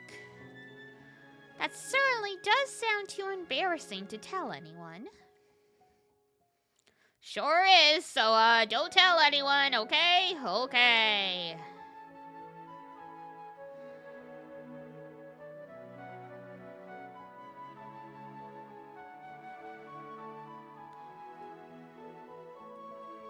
Yeah, tell me about it. Keep it a secret, okay, teacher? Beato gazed at the couple hugging each other with a sense of pleasant despondency. Love, is it? I'm no match. Oh, fuck! 45, data received. Firing preparations concluded. Ammo type selected and loaded.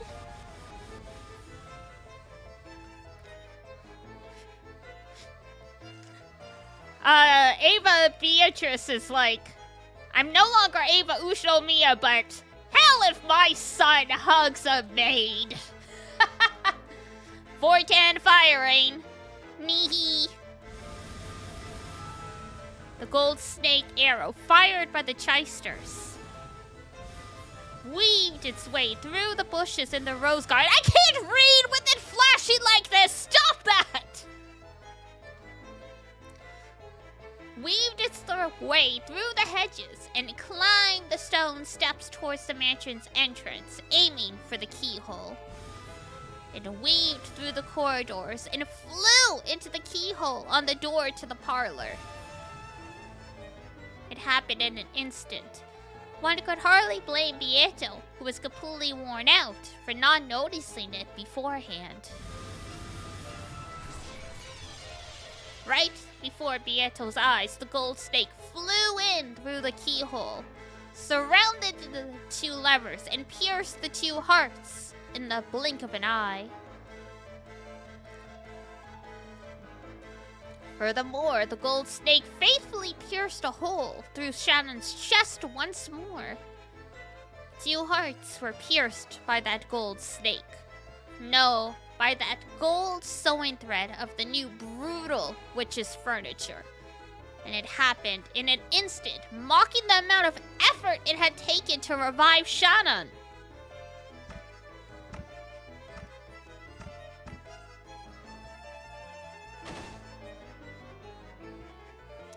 Before Beato's shocked eyes, the two fell over and landed on the floor. George! Shannon! Thank you, Beatrice, for letting us meet, even just for a short while. Thank you. George spent his last breath thanking Beato and died alongside the one he loved. The gold snake, which still sewed the two in place, spun like a large cyclone revolving around the inside of the parlor. It was searching for further prey in that room. Then the tip of the snake met Beato's gaze. In that instant, Beato was prepared to die. At that moment, Virgilia stood in front of her, the fingers of both her hands drawing a seal. Instantly, gold-colored gold leaf buried the inside of the parlor. It was like a blizzard of gold. How many times can we say gold in one sentence? Beato, run while you can! No one can escape from the Cheister's golden bow. 410, target lost! Yeah, it's a magical chaff! 45, roger that! Modifying search algorithm, switching to anti-personnel image-based tracking. Target lock reacquired. Data linked to 410. 410, data received. Too slow. Coming, impact! Prey targeted by the Cheister sisters' golden bow did not escape. It could not be blocked. No magical barrier could even dream of blocking it without being multi-layered. The gap opened during that instant of confusion caught by Virgilia's deception's magic was Beato's only chance to escape. And it was the only chance to make the sisters confuse Virgilia for Beato. As Virgilia spread her arms wide, blocking the way to her beloved disciple, the gold snake pierced straight through her heart. After sneaking in through the keyhole, the snake shot through George, Shannon, and then Virgilia in an instant, completely failing to notice Beato as she used that instant to escape.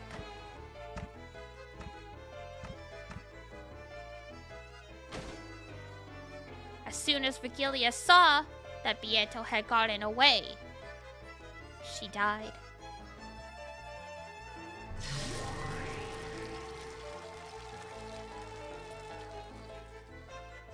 The strike left her body, and like gold dust drifting with the wind, her form was erased.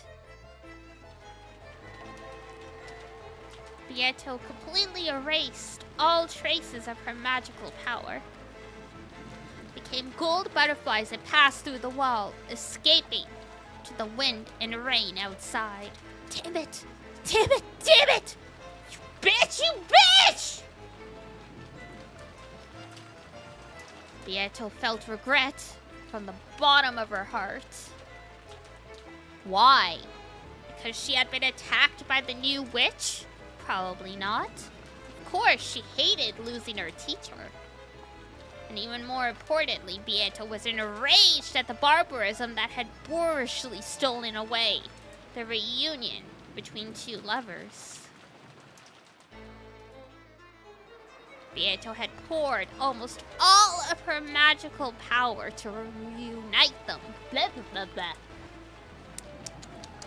Sorry, I'm getting tongue-tied now. Even though the result had been a miracle, the time it took to steal that away had been so ridiculously short. Beato trembled at the barbarous cruelty that had brought about such an abrupt end. Besides, that was the true form of the act she herself had committed up until that point. So just as strongly as Beato hated the new witch, she also looked at her previous self with disgust.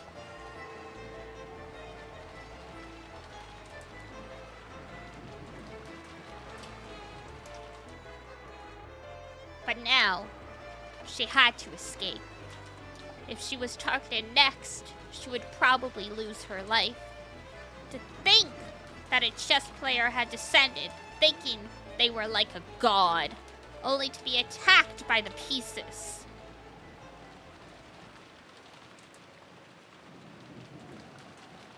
"45 hit pact confirmed, target scattered. Without a doubt, we crushed the predecessor Sama. Looks like our pile of kill medals is gonna get bigger." What was that about loving couples? You get to enjoy tearing the two apart by death, reuniting them, and then tearing them apart again, right?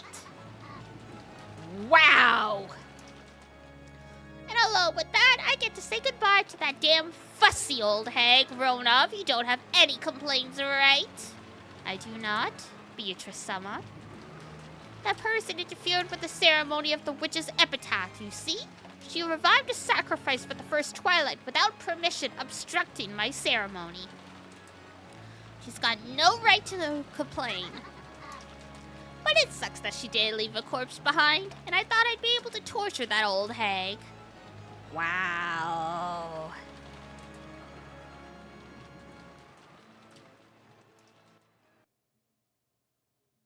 What a nice lady.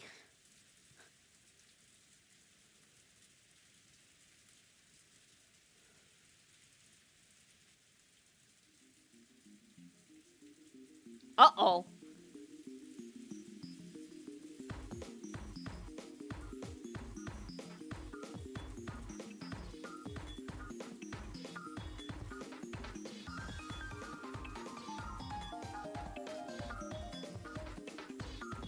Damn, this music is catchy.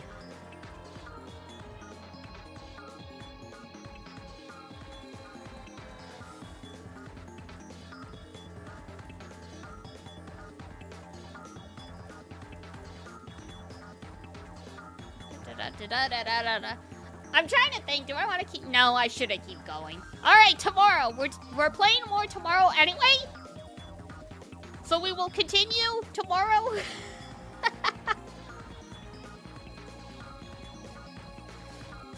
Towards the end of these chapters, it gets really hard to find like a natural stopping point because everything's just happening bam, bam, bam, bam, bam, bam, bam. Okay, hold on, hold on.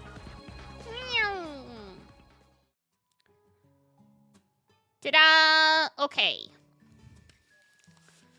Let me save, and we will find someone to raid. Like I said, we're playing this tomorrow as well, so we shall find out how this ends. We gotta be close to the end of the chapter, right? Considering the stuff that's going on, it's gotta be close. Alrighty. So I will see you guys for that tomorrow. Let me see who we can raid. Let's see, let's see, let's see. We've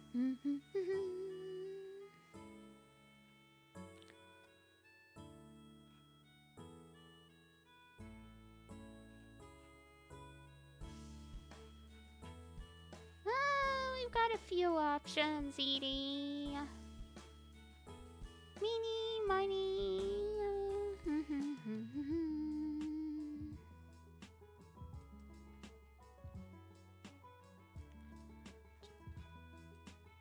Let's see. We haven't rated V in a while. V Little Shadow. They're doing gremlin art. Right now they're drawing characters from Bochi the Rock, the adults, including I think she's unnamed, the goth lady who works at the club. Alrighty, so here is Raid. Here's Discord. Oh, that is not how you spell Discord. There we go. And some merch if you're feeling fanciful for this Christmas season. I will see you guys tomorrow for more UMINEKO. For now, that is gonna be it for me. So, if it's daytime where you are, have a wonderful rest of your day. And if it's nighttime, have a great rest when you head on off to bed. Until next time, take care of yourself, wash your face, brush your teeth, eat a good food, and I will see you next time. Bye-bye! Bye-bye-bye!